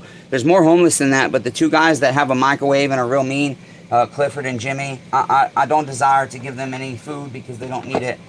You guys, do you see my cover anywhere? It's stuck on a magnet. There it is, neighbors. Wow, I'm so distracted. Yeah, I don't need to help them out, but now we have some money. Little Caesars is the cheapest way for me to feed everybody, because like lunch meat is $10 a pound, and peanut butter and jelly is expensive and takes a lot of energy and time to make that many sandwiches. And so a $7.50 pizza, each person gets 2 slices usually, because if there's 4, and then sometimes I can get 2 pizzas. Curtis Baker, I'm just trying. Let's see.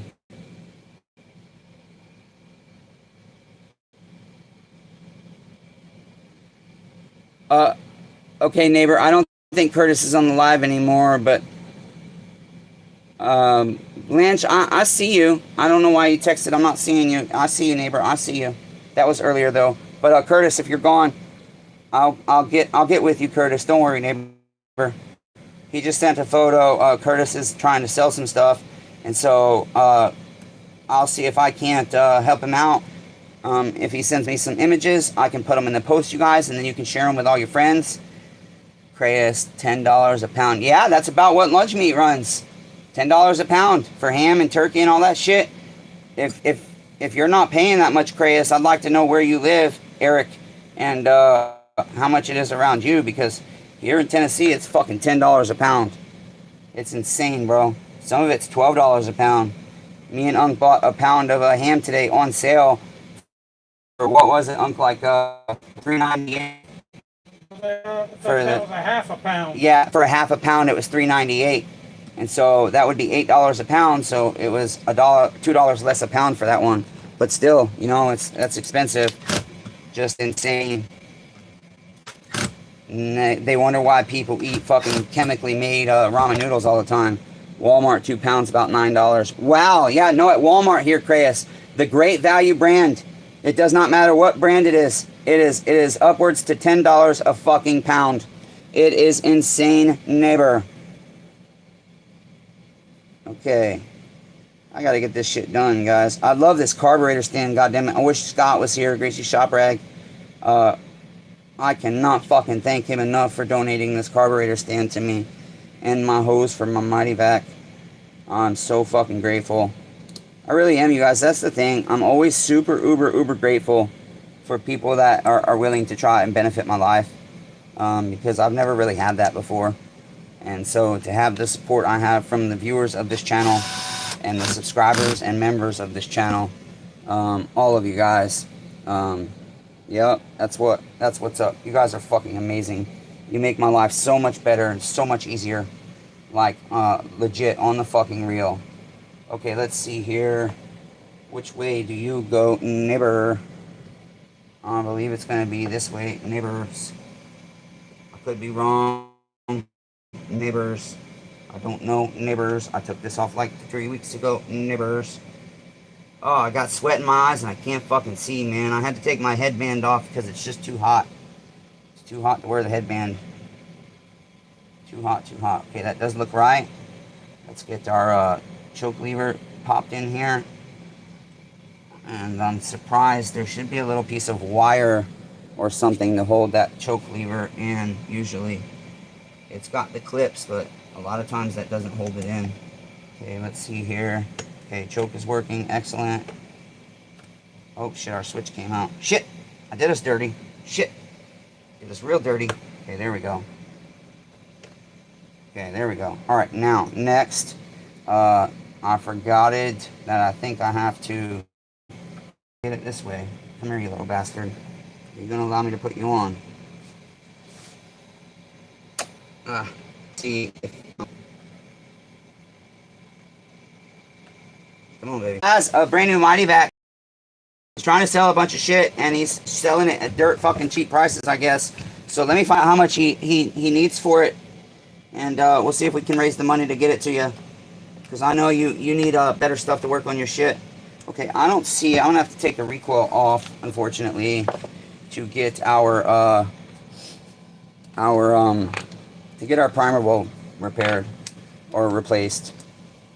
They're hard to split. You can replace the bulbs on these, but they're very hard to split. I struggle with it.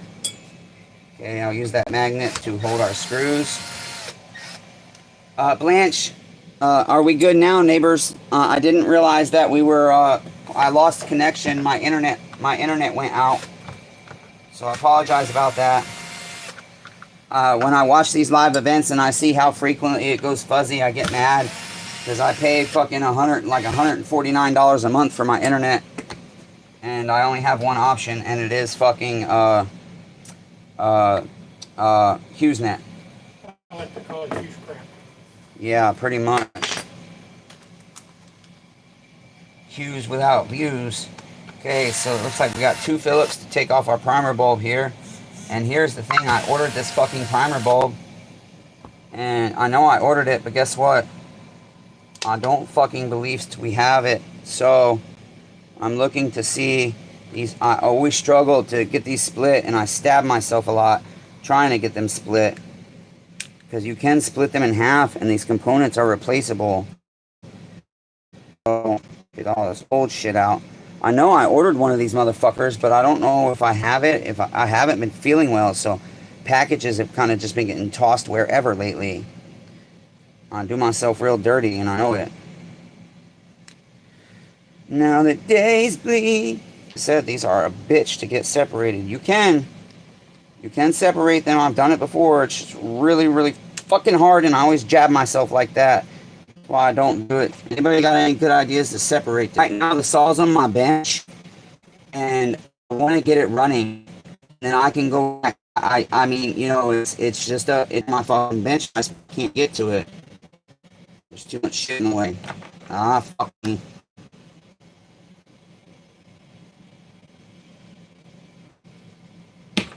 Yep. See, I can't. My hands just don't work as well as they used to. They just don't work as well as they used to, man. There we go. Started. Got it split. Also, the plastic weld can be used to put these back together. It really is. They are cheap enough that you shouldn't do this. I mean, it's a waste of time, you know, comparably. But I don't like having to put projects back up on a hook because I don't have a part. I work hard to try and make sure I get everything I need for my projects before I go to complete them. And I have on the tag written that primer bulb ordered. However, like I said, it could be here. It could be here somewhere, or it could be coming from China, and I forgot it. And the thing is, I'm just trying to get I need space really bad. So I've got customers that have had stuff here over a month, and I've told them, you have to come get your shit. I'm going to start charging people storage, because the thing is that I absolutely just fucking desperately need space right now. I'm an uncle do to get our YouTube or our fucking eBay shit up and to be able to get to projects easier. I feel so bad. Ted, are you here, Ted? I saw you earlier. Are you here, Ted Neitzel? Are we frozen up again, Blanche? It doesn't say I am. I needed 2 for a 235 and 240, a bulk pack that'll fit other models. I mean, I really need to get money back. Good job. You're freezing up on me. Yeah, Blanche, I think everybody's probably dealing with the freezing. I'm so very sorry about that. I'm so very sorry. I don't know what I can do. Okay, so now I need to get me a teeny tiny bit of seal all here. Just a very light layer. Okay, very light layer here. Okay.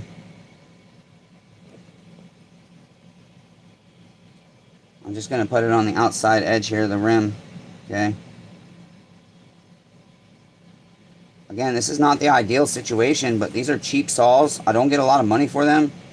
And usually I won't even fix them. I'll just try to sell them for $10 or something if I get them for free. You know, but I figured, you know what? Each one will get one chance. If I can get it on my bench, figure out what I need, get what I need. I don't like to waste time vacuum pressure testing them and shit like that. So if I can get it running right and cutting good with one attempt at it, then I'm good to go. If it has issues, then it goes on eBay, and I put it, you know, for like $24.99 plus shipping, or I'm sorry, $14.99 plus shipping usually on something like this, and then the shipping is like $30. So a lot of people don't want to buy it because of the price. Okay, now here's the other issue. My hands are so weak. I don't know if I'm going to be able to clamp this back together. I'm going to try a double plier action here. Ah, shit. Shit. Yeah, this is difficult.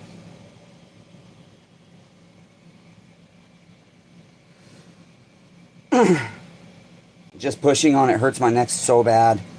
It really does.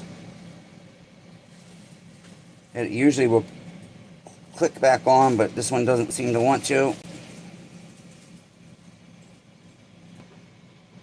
This ain't gonna work. Fuck. Nope, I just don't have it. I don't have it in me to do it, god damn it. See something here. No days bleed into nightfall. Like everybody that does fucking social media has that fucking song playing in the background.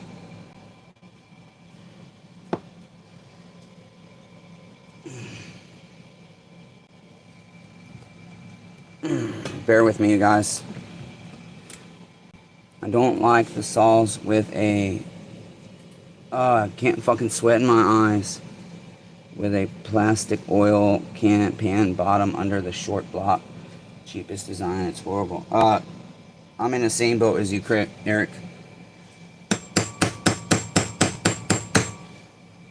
This just doesn't want to go back together. And sometimes that's the case. Sometimes once you pop them apart, they're not going to go back together. And that's just what it is. So I'll have to go look for the primer bulb. And that's the other thing. I'm live. And so having to go look for the primer bulb means either ending the event or carrying my phone with me. Damn, I don't know why that just won't pop in, man. It should have just popped right on. It's almost there, but it's like it just won't quite go. It won't quite center where it needs to be. Try one more time this way. Because I don't care if I break it. Nope. I fucked it up. I'll be damned. It went together, but my fucking bulb came out. I'll be son of a bitch. And now it's stuck in my fucking socket. This is my life. This is my life, neighbors. What are you gonna do? What you gonna fucking do, you know? Damn, I can't believe it. Oh, it actually broke. I broke it. Oh well. Deep six that chat, Rob Weaver. So, and that's the other thing. $81. We made $81. You guys are fucking amazing. $82.98. Thank you to Blanche and Arthur and Eric Crayus there for your donations to help Josh. I really appreciate it, and I know he will too. And also for your donations to help us get more pizza for them tomorrow. They're probably getting burned out on fucking Little Caesars. I'm feeding them Little Caesars every day. You guys, you know, a lot of people say that's irresponsible. No, it's not, because money is just that. It's just money. You can always get more. My sister had to have rods put in the neck, working out pretty good for her now. Took her a couple of years though. Blanche, I know you mentioned, I think you said Arthur's youngest sister isn't doing well. I think you said down in, what'd you say, in Indiana? Damn it, I can't remember, Blanche. Sorry.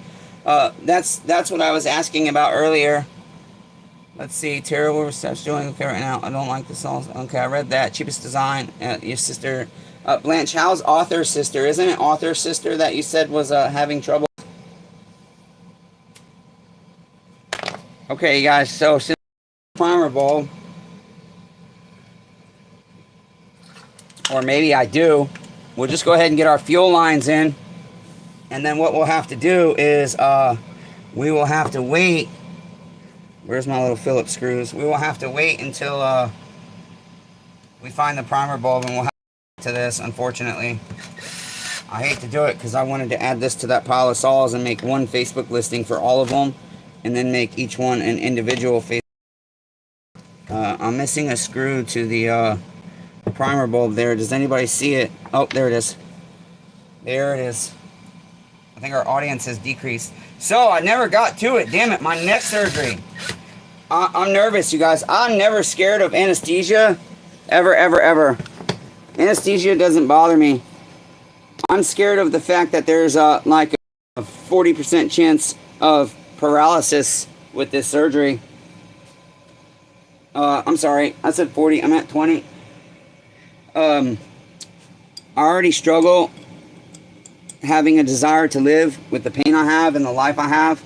I already struggle enough with that. And so my challenge becomes, I'm terrified and I don't even want to share it.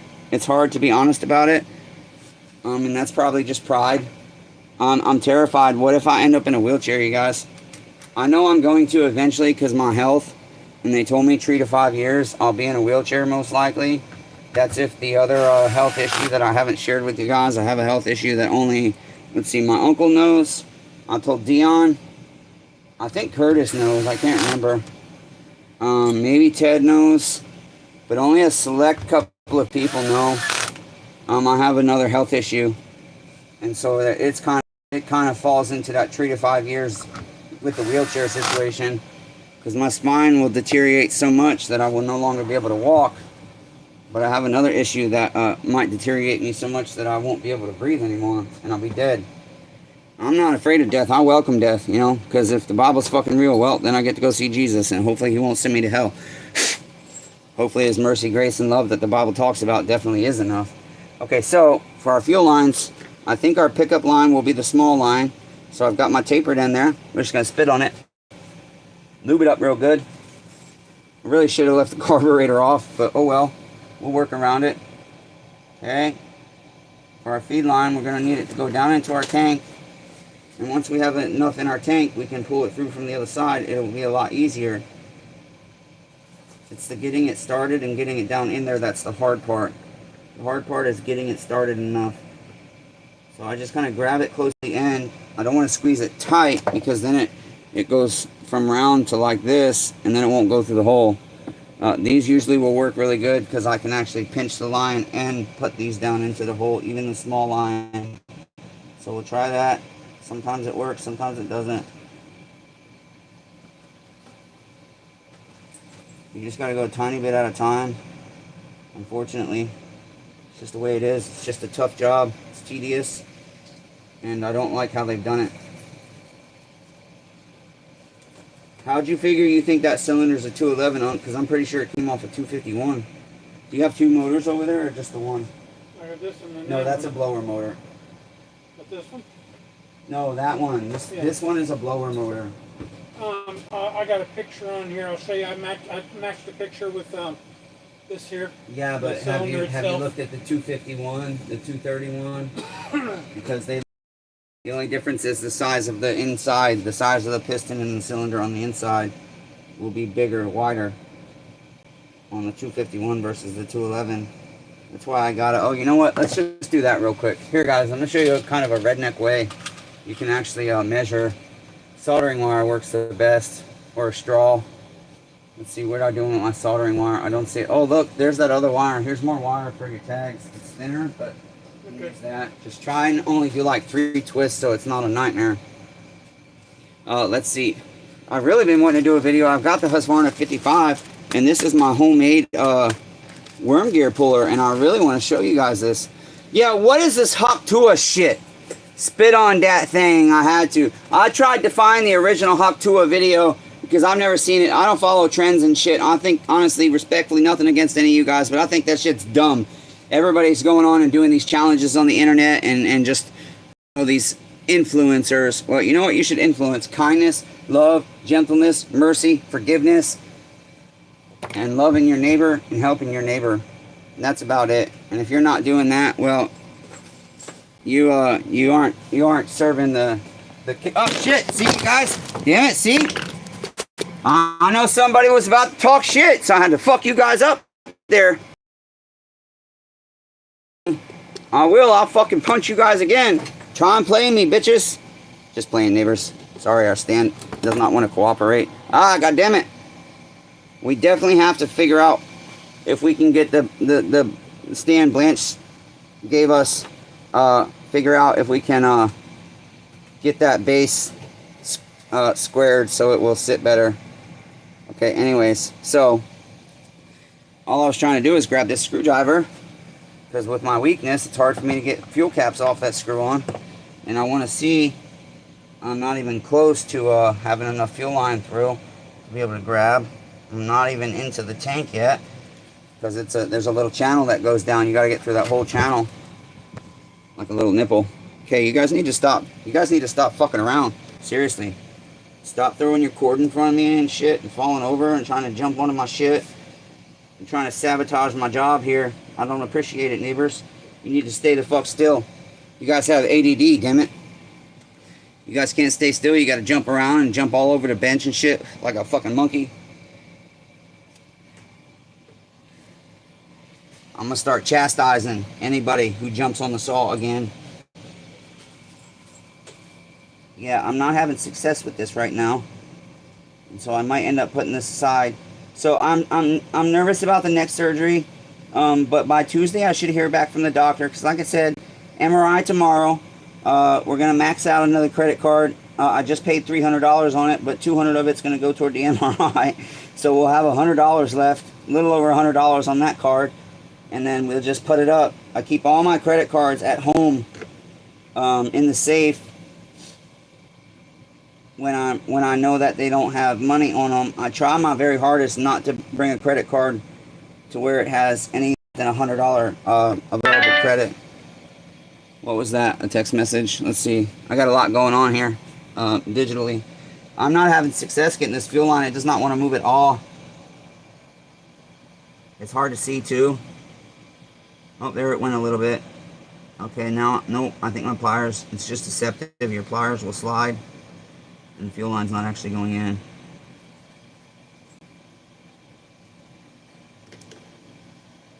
Tiny bit at a time here. Don't know if it's going or not. It feels like it is. Not 100% certain.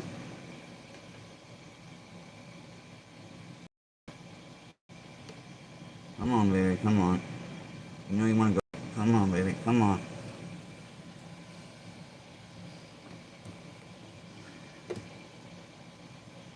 It is the right size line, I know it is, because it fits all the other POULANs. It just doesn't want to move at all. I'm really struggling, and the carburetor's in my way, honestly, because I need to go straight down on this, and I can't. So what is the hawk Tua? What did she like? Did she like talk about spitting on a dick or something? Oh, yep, I just said that, and now guess what? I just lost the monetization of this video. So now this live event will not be able to make money.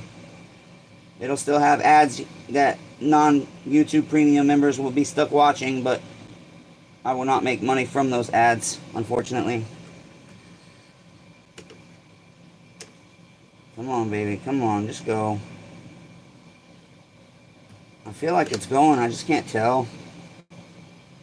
Sometimes I can't tell and I get a whole bunch of line in and I don't even realize it. Okay, let me see if we've got any tank yet enough to grab. Yes, we do. Yeah, we're good, you guys. Shit, we got a lot. I can grab this very easily now with my curve needle nose here. Pull that bitch through. Oh yeah. See, the thing is, you want to keep your, when you're pulling, you don't want to just pull from the end. You want to keep going up and grabbing it as close as you can to where it comes through and get enough in, get enough out there. This has still got the fuel filter in it. I'll be damned. So now we can grab our fuel line here. It's got the thing for the gas cap in it as well. There's that. And our fuel filter is in there as well. So we got to get that out. There we go. Shit. That is part of the... Uh-oh. Motherfuck. You know what, guys? Bad news, Bernstein Bears. The fucking tank vent came out. Fuck me. You know how hard those are to get back in? God damn it. Oh, you know what? Is that one that goes in... Okay, it is. It's one that goes in the cap. Good. Okay. Okay, I thought that was going to be like the 240, so I can fix that. That's not that hard. Okay. We'll just bend these tabs back. Okay. A little bit here. Just bend these tabs back. Okay, and then this will go back in the cap, and it will work well. It will stay just fine. I've had to do this before. It's no problem, fortunately. Okay, once you bend those back, I might have to go a little bit more.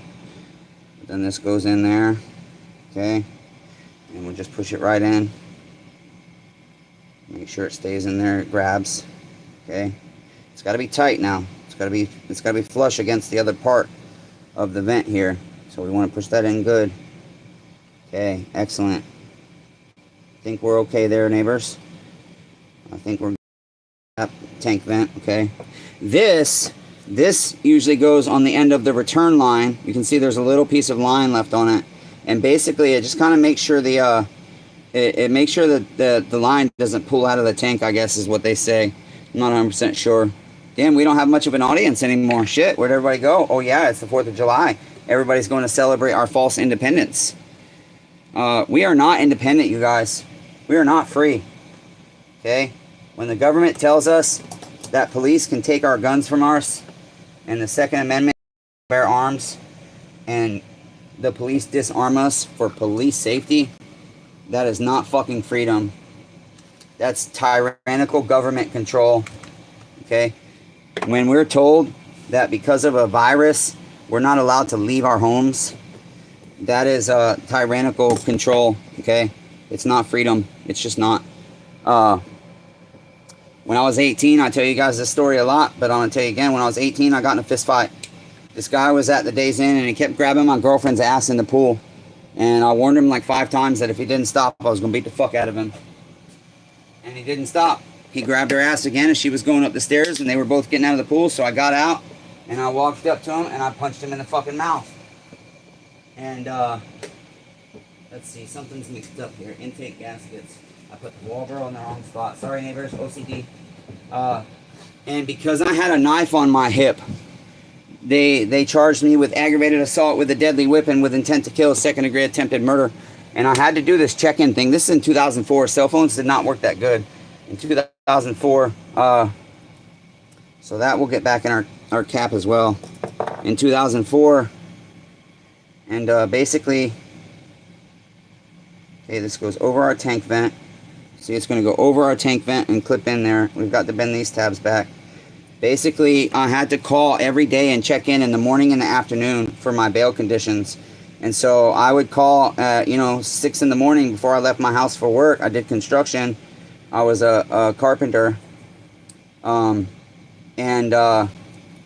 Nobody's there at 6 o'clock in the morning. And then when I got home from work, 5, 6 o'clock at night, I would call again and leave a message saying I was checking in. Well, all of a sudden out of nowhere, I had a court hearing, and basically the judge told me that if I go one more time without actually talking to a person when I check in, he was going to revoke my bail, and he was going to make me sit in jail until my trial. And so I talked about it with my father, my adoptive father, that is, and we decided that, you know what, we'll ask the DA to give us a plea bargain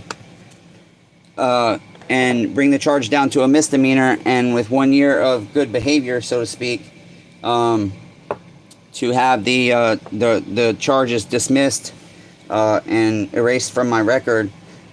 And so, my dad and I said, that's good, because I don't get in trouble anyways. I had never been in trouble with the law before. I was only 18, almost 19. However, because it was a felony charge, they put me on felony probation. And I smoked marijuana at the time. And I had to see my probation officer within 3 days, within 72 hours of the court date where I took my plea. And so I went to my probation officer, and everybody told me, the guys I work with and stuff, everybody told me, yeah, she's a bitch, dude. You've got the worst probation officer ever. So they had me on felony probation, and she drug tested me the very first time. Even though my charges had nothing to do with drugs, I shouldn't have been getting drug tested, but she drug tested me, and I failed for marijuana. And so she called me one time and says, I need you to come back and do another drug test. And I told her, I said, I know I tested positive for marijuana. I do actively smoke marijuana. However, since I'm on bail, I will not be doing that. And she says, well, we just need to get another drug test to confirm what's in your system and what's not. And so I went up there, I took another drug test. Or no, I went up there to take another drug test, and instead of taking a drug test, I got handcuffed. They threw me in the county jail, Sarasota County Jail, and tell me anything. And wouldn't let my family pick up my money, because they basically take like I think it was $9 a day if you have money. And I had just cashed my check, and I made really good money. And so my check was like $2,000. And so they put that all on my inmate account. Okay. I had a different last name than my parents. They wouldn't let me off. But anyways, I'd call the DA and I'd ask, and they'd never call me back. After 90 days, the CO comes to get me and says, you've got a meeting with the district attorney. And I was like, okay. And so basically I see the district attorney, and she says, okay, we're going to go ahead and give you time served, and you're going to be out of jail today. And I was like, okay, great. That's fucking awesome.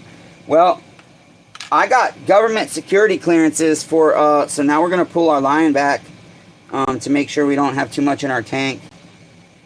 In New Hampshire, government security clearances, okay? And you can't have felonies. However, I guess they didn't run national systems back then to check your records in all states. But I found out 10 years later, when I started going through my divorce, my father had looked up my record and to try and get, because my wife accused me of fucking hitting her when I didn't. The thing is, I had put my hands on her years before. But I openly admitted that, and the cops weren't involved in that time. And so she cried false domestic abuse, and so I got served with that kind of stuff. And that was all fucked up bullshit. Okay, but then, okay, where is my, okay, we gotta go over here, route over here. So I believe our top should be our feed. So we're just gonna make sure we have extra. And so basically, I found out 10 years later, you guys, that because I violated my probation for failing a drug test, even though I shouldn't have been drug tested, because at the time the rules were that basically you only get drug tested if you have drug charges. And I found out I was a fucking felon. I had no idea. And I had a concealed carry permit and everything in New Hampshire. Yeah, it was fucked up because I'm like, wow, that's fucked up. So basically, because I violated felony probation, my charge went back to the original charge. So I am convicted of aggravated assault with a deadly weapon with intent to kill and second-degree attempted murder.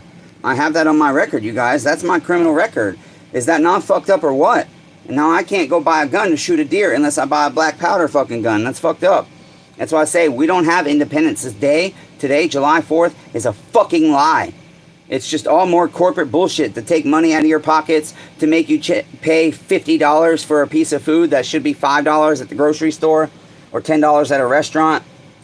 It's all to sell you fucking millions of dollars worth of fireworks. Okay, now we got this fuel line over here, which is larger. Okay, see, these take forever. That's why I don't like these, you guys. I don't like all the saws that have the individual fuel line or regular size fuel line like this. They're just a pain in the ass. Okay. Actually, I think I grabbed slightly smaller than I need. Nope. I thought that was sliding in. It wasn't. I can't see, goddammit. Yeah, I just can't see it. Struggling. And the carburetor is in the way. Okay, I've got it a little bit started, I think. And on these bigger ones, these pliers actually work a lot better because they go right down into the hole usually. So I can just squeeze the line and force it down through with the pliers and shimmy my pliers out. And I just keep that process up, you know, for 10 or 15 pushes here.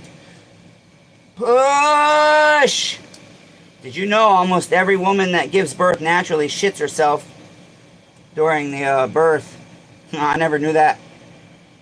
I can't remember if my ex-wife shit herself or not. All I know is as soon as our baby came out, that was the first time she ever told me she loved me, and I knew she meant it.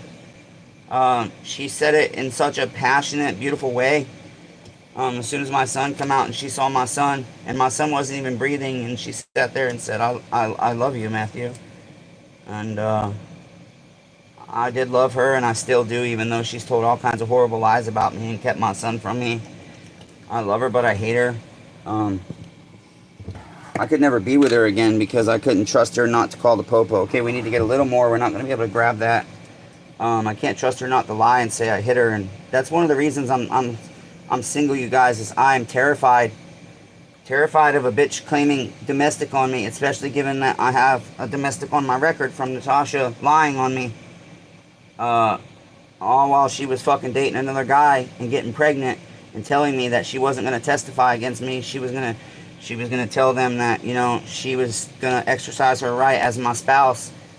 They can't force a spouse to testify against one another in the court. And then when we get to court, we drove to court together, even though bail conditions said I wasn't allowed to be around her. We were still together and living together and, you know, sleeping together, even though I had no idea she was getting pregnant by another man. Where did my long needle nose go, you guys? Those should be something I should very easily be able to see, and I don't see them. Fuck me. You guys see my long needle nose? Oh, I put them back on the magnet. Okay, here we go. So, Eric, 235, 240 vents are evil. Yes, they fucking are. I knocked Ted Neitzel's giveaway 240 tank vent out, and I never could get it working, that saw running right, even with a brand new China motor. And so basically, I bought another one that ran rough, and I rebuilt the carburetor on that, I think. But then they both sat with fuel for several months, and so I said, Ted, would you be willing to accept both the 240s instead of one that's running right, because Ted's got a friend, Tony, who's an incredibly good mechanic. The dude, I've never met the dude, but when Ted goes and asks him questions for me, the answers that he gives. Mark, where's my flashlight? You had it. No, you had it, Mark. You were the one holding it, Mark. Why you always accuse me of shit? See, you always put everything on me. I get so tired of it. It's over here. I remember giving it to you. Well, maybe you did, maybe you didn't. I don't know.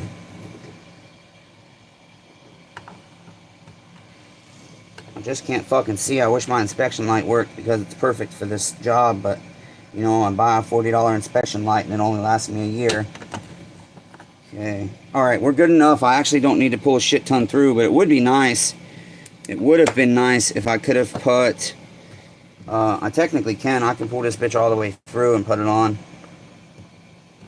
I mean, I see these saws a lot without those little pieces on the end. But we'll go ahead and pull this through enough to put that piece on.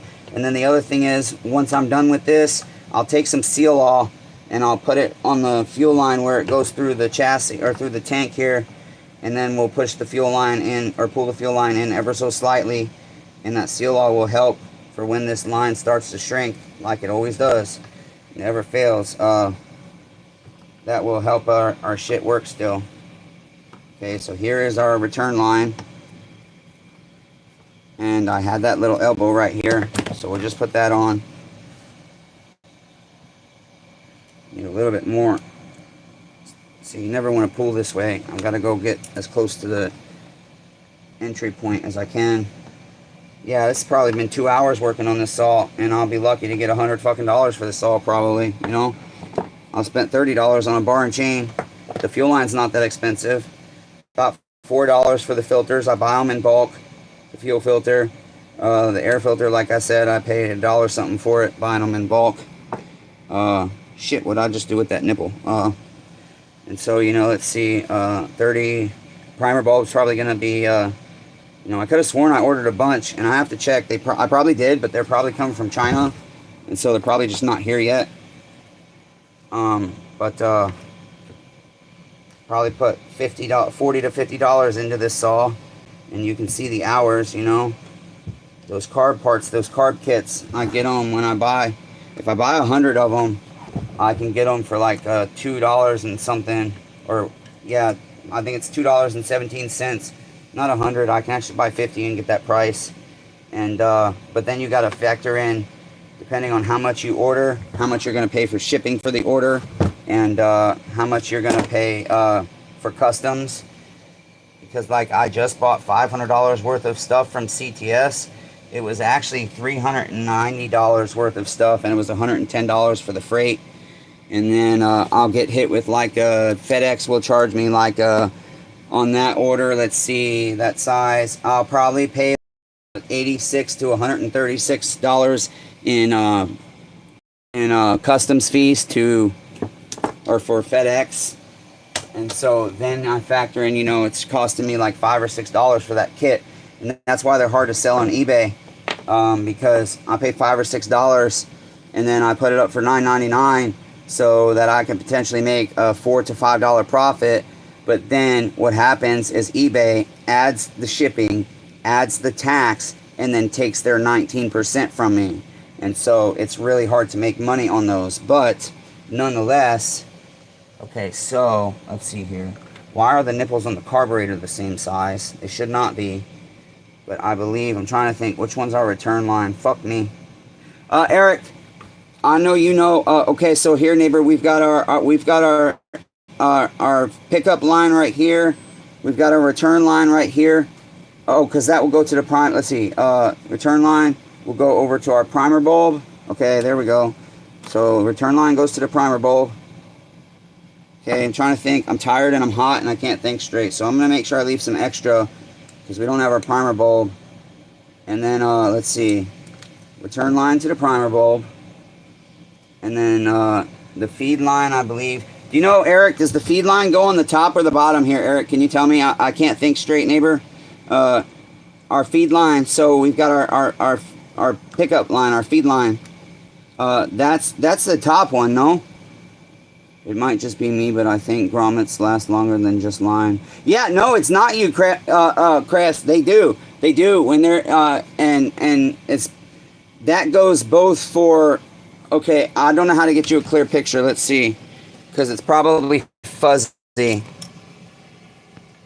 We don't have a primer bulb, but here's our return line. That will go to our primer bulb, the long nipple on our primer bulb over here. This is our pickup line, our feed line. This goes into the tank to our fuel filter. And here's our carburetor, 2 nipples, okay? So we'll have our feed line and then our line from our primer bulb. Doesn't the feed line go on the top? And then the other line, when I get my bulb, will go on the bottom. Oh shit, this is phone dying? Yeah, it's dying. Fuck. How much percentage do you guys have? Let's see. Yeah, you guys are barely clinging to life too. Shit. Damn it. Okay, so I don't know if you were able to see that, Eric. I tried my best. See that now I'm gonna fight everything and the stand's not gonna stand up again and it's gonna just keep doing that shit and just all kinds of nightmare shit. So I need to get the fucking Galaxy plugged in here. I don't have my magnet connection, damn it. Shit. I don't know where that is, I forgot. So I've got this cord here will work, I suppose. I'm just gonna put this here. Pickup is top, purge is bottom. Pickup is top. Pickup, purge. Okay, got you, Chris. Thank you, Eric. So we will later check on the status of our primer bulb for this, because like I said on my tag I wrote that it's ordered, but sometimes I'll write that as I'm trying to order and maybe Amazon fucks up or the internet fucks up or I get sidetracked and start doing something else. Sorry guys, I'll straighten you out in just a minute, okay? I'll start doing something else and I might put it in my cart and not order it, and then I'll order something else and I'll be like, I can't remember if I ordered that already, and so I'll put it to the save for later in my cart. And yeah, everything just becomes a clusterfuck of Chainsaw Redeemer can't get shit right. So for now we're just gonna kind of set all this shit in there. Now the days bleed. See, that song's all over the internet and now it's stuck in my fucking head. It's a good song though. Makes me think about Natasha and Mary a lot. Then watching The Chosen, how Matthew and Mary kind of have a thing. And my first wife was Mary, my high school sweetheart, and I left her like a fucking idiot for another girl. Because I didn't know, I never knew. You know, I got hit on a lot in high school, but I had no idea the girls were hitting on me and flirting with me. This girl, Sarah, and her friends, they made it very abundantly clear that she wanted to be with me. She wanted to date me, and she thought I should leave my wife. And my daddy always taught me, if you ever want to sleep with another woman or be with somebody else, you better have the fucking decency to leave the person first. And so, when my daddy said that, I took that very much to heart. And so because I knew with Mary, I wanted to sleep with another girl. It was Christmas night. We get home from seeing all our family and everything. We had just been married for 3 months. And I'm looking for my 8mm socket here, you guys. Do you see it? And we get home and I sit down on the bed and I'm fixing to tell her what I need to tell her. And she says, do you want to have sex? And my response, I want a divorce. And that was it, neighbors. And that was it. Mary came over one day while I was at work, and Sarah had stayed the night. And we weren't even like official or nothing. We were just fucking and hanging out. And Mary came over to get some things, and she was just, you know, trying to give me some space, hoping that things would work out, trusting that they would work out. And her dad cheated on her mom a lot. So there's trauma there. And he continues to this day to cheat on his wife actively with multiple women. So Mary found Sarah in the bed. Where is my 8mm, goddammit? I'm just going to use a hand turn, I guess. Mary found Sarah in our bed. And I was sick. And my boss, I was working for a guy named Richard. And he would always light up a joint before work, and we'd all get high. All day long. He supplied us with a lot of pot at work. And anyways, so basically why isn't this turning on? Oh, it is. So basically Rich made me go home. He wouldn't let me hit the doobie because he's like, no, you're sick, go home. And I'm like, no, I'm not sick, I can work, I need to work, I need the money, rent's due. And he said, no, you're sick. Go home. I don't want you working when you're sick. And so I go home. It's like 10:30 in the morning. It was our first break of the day. We always took break at 10:30 and then lunch, depending on where we were at in the job, right around 12:30 or 1 o'clock or 2 sometimes. And anyway, so I go home, and Mary's there with her parents, and Sarah's gone. And, oh, Mary had asked Sarah, who the fuck are you? And Sarah said, I'm Matthew's girlfriend. And I had never said she was my girlfriend. See, now I can't even find my Phillips bit, goddammit. And that was it. Her parents brought over they had a truck where all the chips would go into, so they brought that over to get anything that they had helped us purchase in the marriage, which, there it is right there in front of my face, which was most of what we owned. And you know what? I don't even need a Phillips. I need a fucking T25. And her dad grabbed a flathead shovel, you guys, and he fucking swung at me, and I'm telling you guys, I ducked, and he skimmed my hairs. He missed my noggin by this much, and the force he swung that thing, I most certainly probably would have fucking died. And that was the last time I saw Mary. And she told my family and everybody that I beat the shit out of her, and I never put my hands on Mary. And that's the truth, because I openly, honestly say that I put my hands on Natasha. And I'll tell you guys more about that story sometime, but she fucking hit me and cornered me and slapped me, and my reaction from being abused was I slapped her back, and then I cried, called all my family, said goodbye, because I was going to kill myself. I hit a fucking woman. I couldn't live with myself. I still can't. I think about it, and it's just horrible. It's just horrible. I forgot to put the fucking grommet in. And so my family knew how to get in contact with Mary. They knew where she was and everything. And I would do people searches and try and find her. And every time I'd go down to Florida to visit my family, I'd see either her dad or her mom somewhere at like Walmart or something, you know, because it was a big town, but it wasn't quite a city yet, even though they called it the city of Venice. You know, they wouldn't tell me how to get in contact with Mary, and I would just always tell her, like, her mom saw me with a beater on, a wife beater, and I had all kinds of tattoos, and so she was, like, appalled by that, you know, she was absolutely appalled by it. And, anyways, I just, to this day, I desperately wish I could find Mary, and just tell her I'm sorry.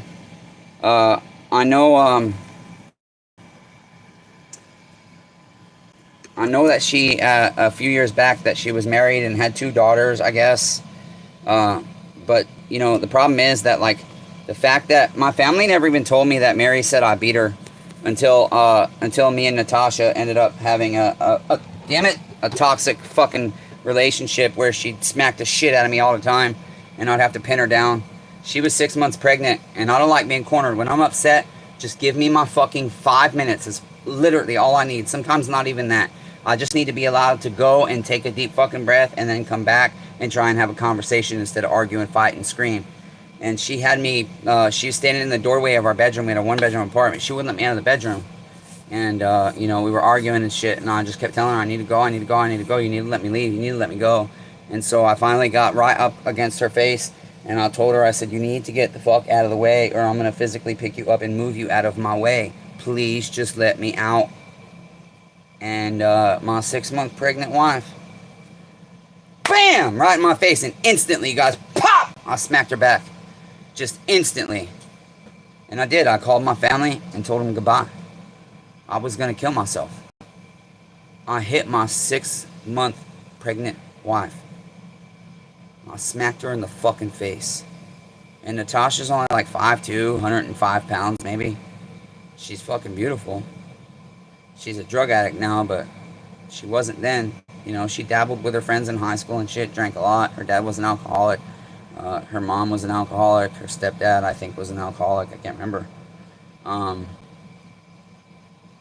Yeah, it is. It can be considered kidnapping, Eric. But anyways, so that was the turning point in our relationship. From there, Mary would, or Natasha would always try and provoke me to hit her.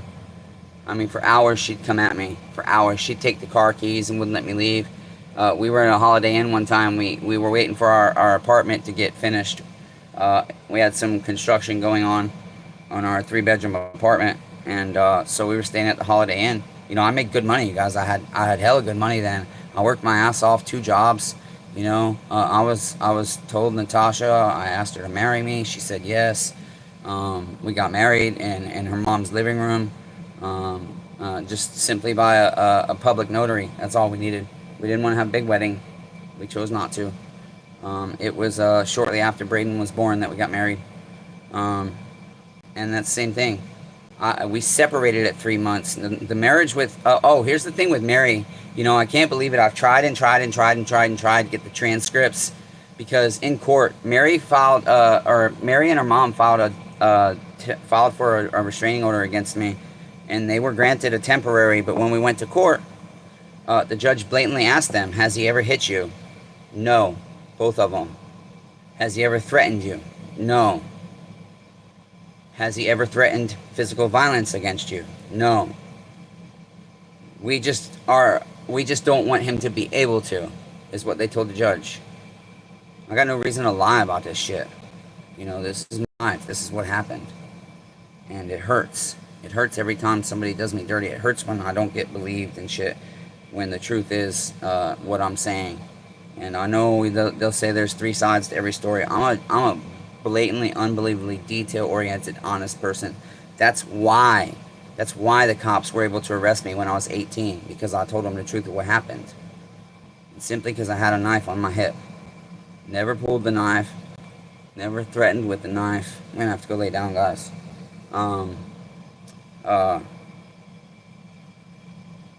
That was hard, and they were denied the restraining order.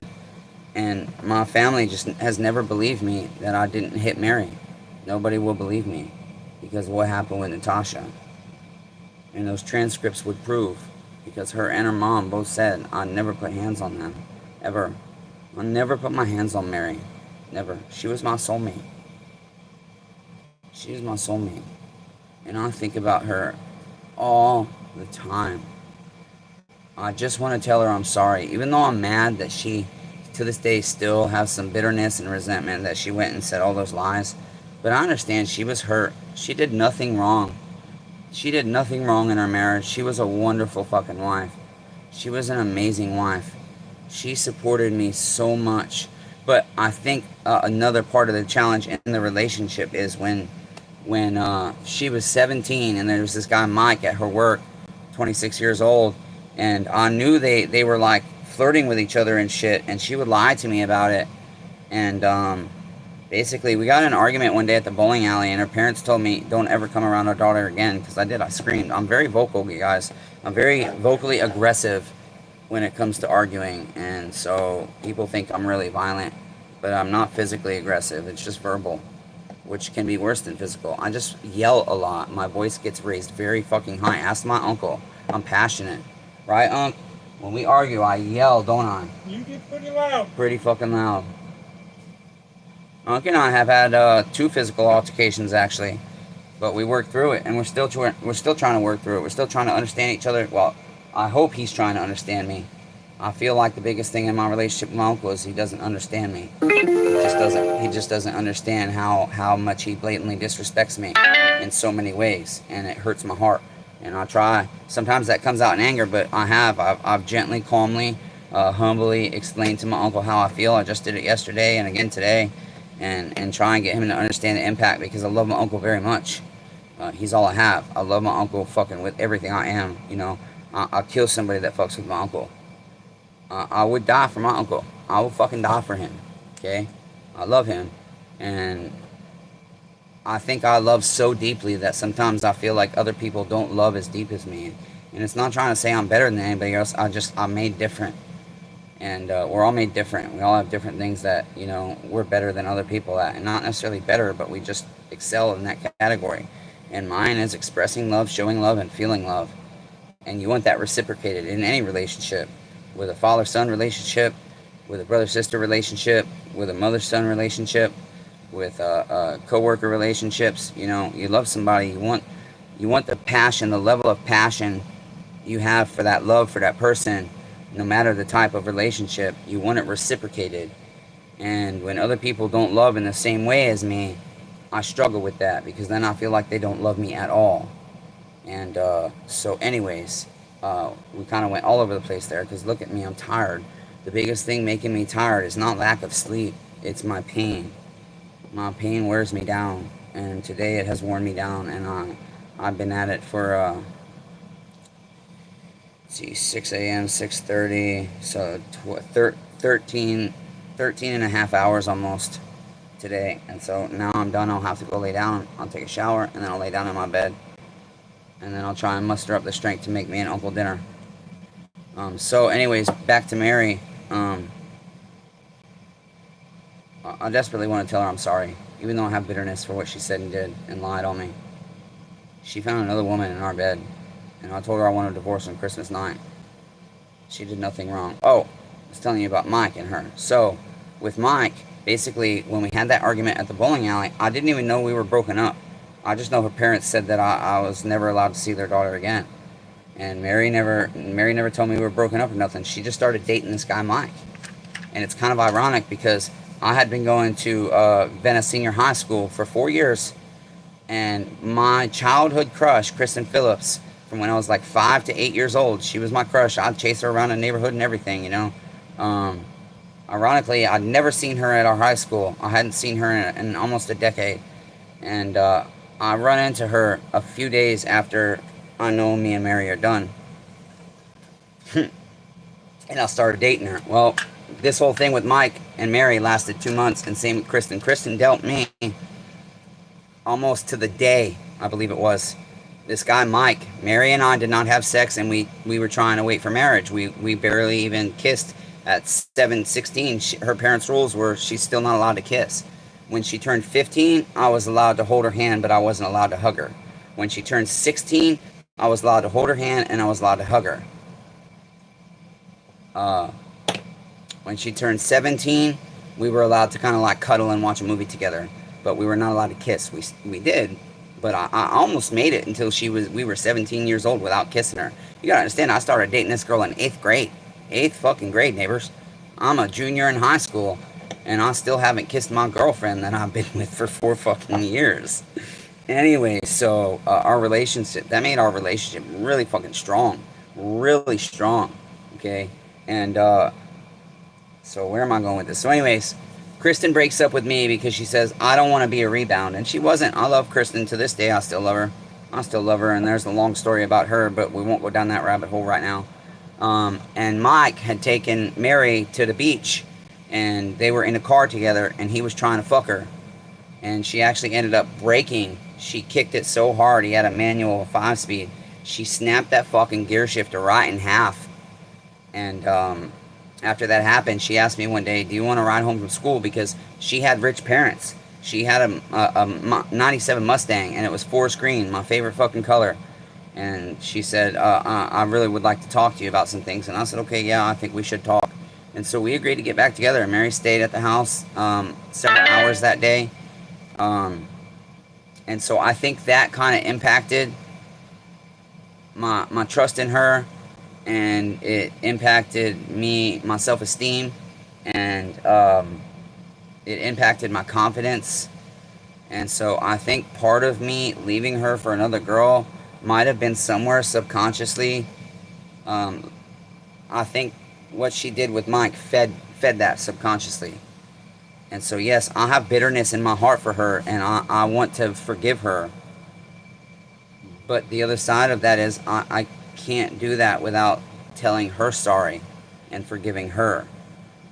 And nobody will tell me where she is, and I can't find her. I don't know what her last name is now.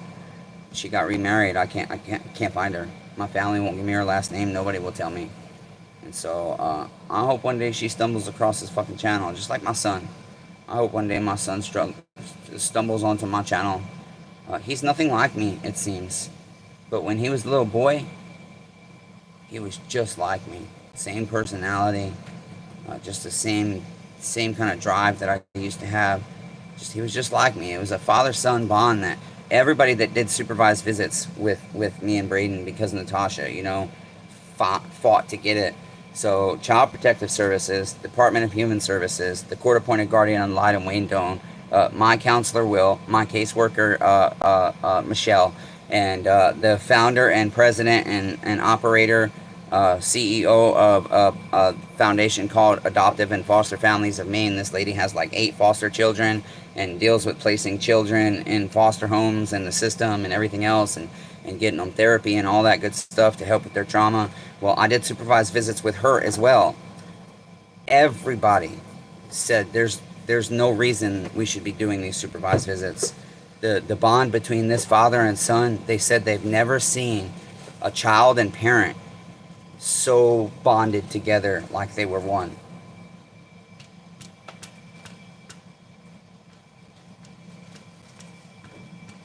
That's a lot of the reason I went to drugs. To this day, I struggle to cope with this shit. This is the kind of shit I struggle to cope with, you guys. This is what I want to write in a book someday to help people, but I just can't quite organize my thoughts. And I see other YouTubers taking what I say and turning it into videos with 5.2 and 10 million views and shit. I'm like, why can't I get that? I say it. Matthew, have you watched Here's the Deal? You just started a new channel, The Disturbing Illusion, speaking an American dollar right now. Yeah, Blanche, we actually did talk about a few of Here's the Deal videos. Yeah, I have watched that channel. I have not been watching a lot of YouTube like that. I've just kind of been stuck in the, honestly, scrolling the Facebook videos. I'm stuck in the trap of media right now, and I'm hoping I'll get out of it. So hopefully I'm not hurting. I'm hurting so bad that I might not be able to work tomorrow. But I'm gonna try. I'm gonna try real hard, and we might go live again tomorrow. So anyways, these are some of the battles I deal with, you guys. And Mary, if you ever stumble across this, I fucking love you. I wish desperately I could go back, even though, you know, my son, if I could go back in time to where Mary was, that would be hard because my son wouldn't be there. But I would have loved to have had my son, Braden, with Mary.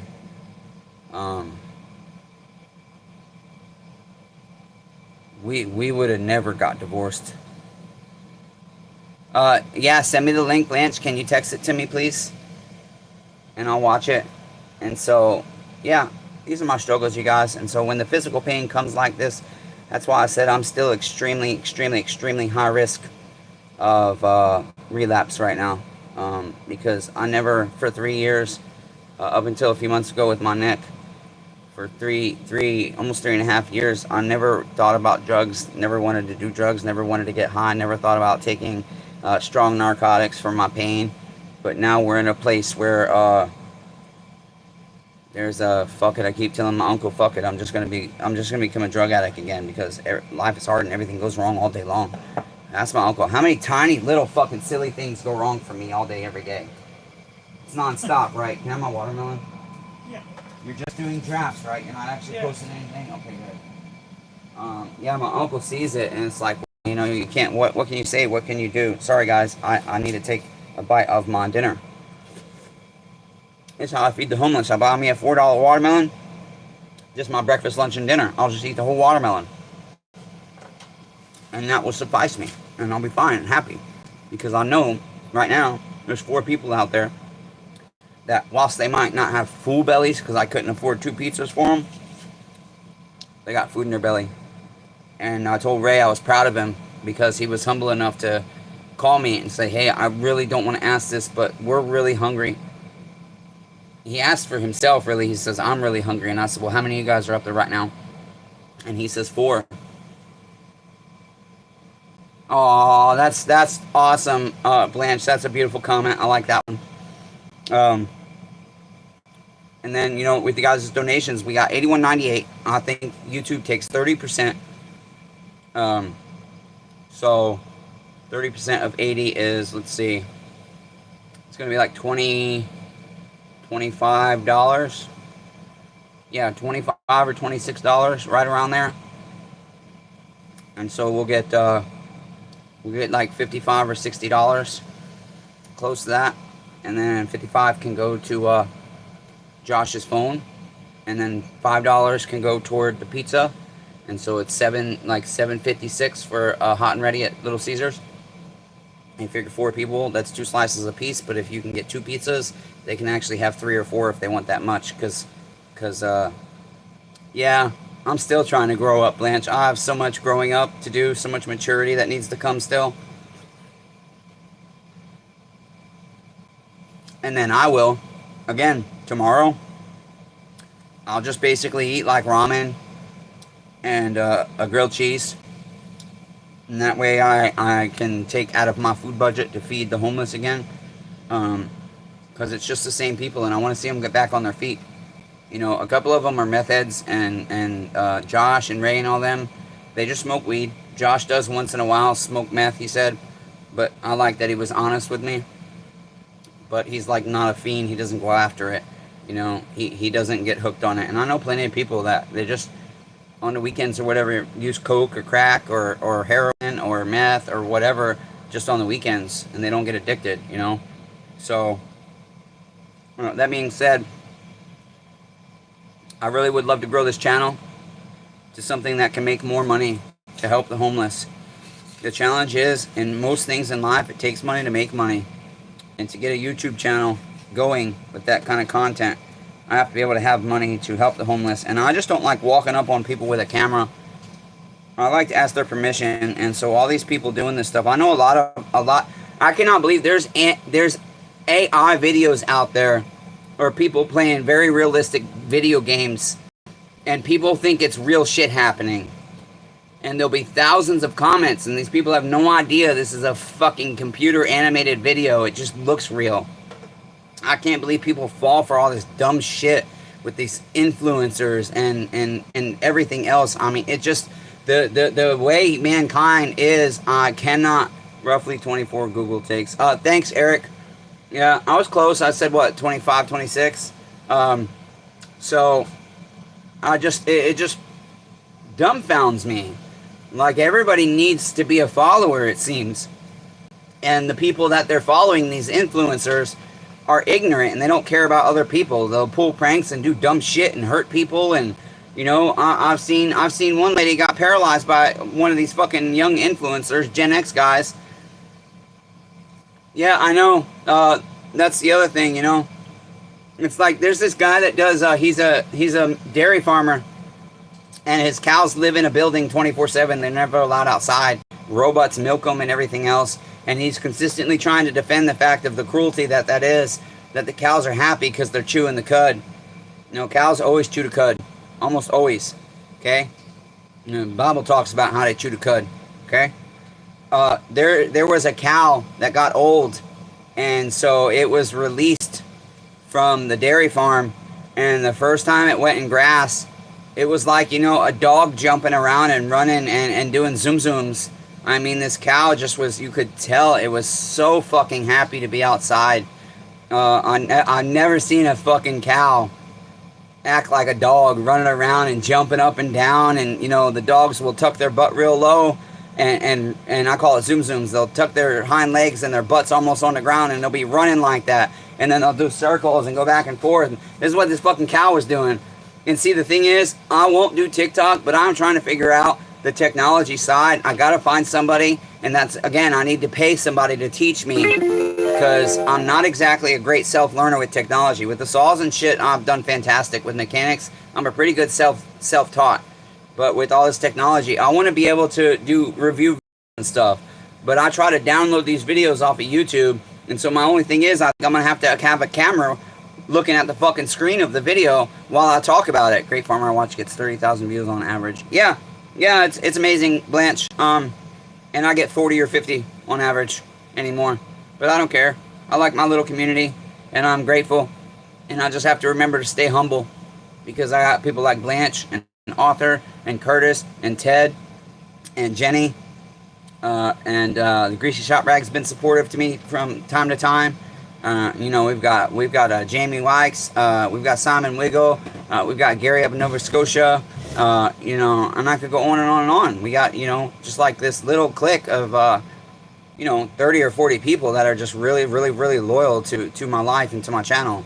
And it's our channel, not my channel. And you guys are loyal. And you guys look after me, you know. It takes a village to raise a child. I never got to be a child, I guess. And like I said, I got a lot of growing up to do. But I got a lot of people I can look up to here. Rob Weaver, he's another one. I said Curtis and I said Ted. Yeah, there's more. I don't know where Adam Hayes went. He's not answering me back, and that's fucking pissing me off, because I really want to do his email. Not many enjoy repair videos. Most would rather buy another thing than fix it. Yeah, I know, and that's the thing, Eric. I really would like to do the videos with helping the homeless. But my thing is, you know, I would get fucking criticized hard because guess what? I will buy a homeless person cigarettes. I will buy a homeless alcoholic beer. Why? Because I know what it's like. I know what it's like to just desperately want to have anything to take the edge off of your life, and a cigarette. You know, I will buy them cigarettes. I'll never give homeless people cash though. Once in a blue moon, because I know to go spend it on drugs or alcohol. I'd rather buy them food or things that they need. You know, and if they have a check coming in $1,000 a month and they live in a vehicle that's paid off, if it gives comfort, why not? Exactly, Eric. Life is fucking hard. Life is really hard, you guys. And I think most human beings believe that. Maybe not for all these influencers that are making millions of dollars off of recording an hour-long video and then letting a fucking artificial program. It's amazing the voiceovers of the videos that are AI, and you see it read words wrong or make up words. It can't quite convert everything, all the speech. And it's like people are letting these artificial intelligence algorithms take their hour-long video and make it into like 17 or 18 short videos, and they make it in a way that to make those videos go viral and get, you know, millions of views. And these people are sitting around making bank while I got my neighbors out there hungry, and I'm struggling to buy 2 pizzas instead of 1 for $7.56.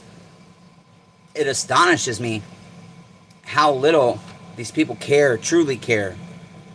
You know, how little these people truly care. And so, yeah, I'm disappointed and embarrassed to say I'm part of the human race, honestly. Because most human beings, I'll bet you, out of the 8 billion people on the planet, 799,999,900, or maybe even 950, disgust me with their behavior, with their character, with the way they treat one another, with their inability to just openly communicate their emotions, their feelings, and be honest, instead of screaming and fighting and just fucking cutting relationships off over the dumbest shit. Over the dumbest shit, because people don't know how to communicate, and they're not willing to learn how to communicate. Right, Uncle? My uncle sucks at communication. Yes, I do. And he promised, gave me his word, he was going to read this short book. And it took like 6 months. 6 months for him to finally start reading it. And me asking him, I don't know, 1,000 times, literally, probably, that this is really important to me. I need you to read that book because it will help us communicate with each other, because right now our home is toxic. We're both walking on eggshells, you know, not wanting to upset each other, not wanting to set each other off. I'm not saying it's horrible. Me and my uncle, you know, we get along fine for the most part. Then she just ran off once she heard sirens from afar. Huh? What do you mean by that, Eric? Anyways, was that like a poem or something? Anyways, you guys, I gotta finish my watermelon. And then I'm trying to think. There was three topics I wanted to cover with you guys. So there was the work on the saw. There was discussing the neck thing. Oh yeah, and the homeless. So I think we covered everything I wanted to do tonight. Not manager. Oh, okay. I think I got you, Eric. I think I got you. Okay. But yeah, we'll do more live events. I just know that me rambling seems to get people more interested than me fixing shit. And it's just hard for me to be the only one talking. You guys are talking in the comments, but it's hard for me because, like, if sometimes instead of pausing and trying to get my thought, because if I pause for 30 seconds and we have 15 people in here, it'll drop to fucking 2 or 3 people. And so I end up just going and going and going and going and going, and I lose my thoughts sometimes, and I say shit backwards, or I miss details that I think are important. And anyways, that being said, I'm gonna try and finish my watermelon and push through for another hour or 2 to get some shit done. So until next time, neighbors, I love you guys, even though I really fucking suck at it. Be kind to one another. We are all facing battles. Let's make life better for each other, not worse. Okay, let's carry our burdens together. Let's build community here. Let's build bridges so people have supports. Okay, when they're going through hard times in life, everybody has to have a support. Eric, I gotta go through our emails. So can you It's hard with emails because I get thousands of emails a day because of eBay, and it's hard to find the ones that are important. I have to sit there and delete emails for an hour. But you don't have an option to turn it off. If you turn it off, you get 0 notifications from eBay, and then if you don't check eBay every single day, you could fuck up and not send shit out and not see things, not see messages, etc., etc. So anyways, I forgot what our deal was, Eric, Chris.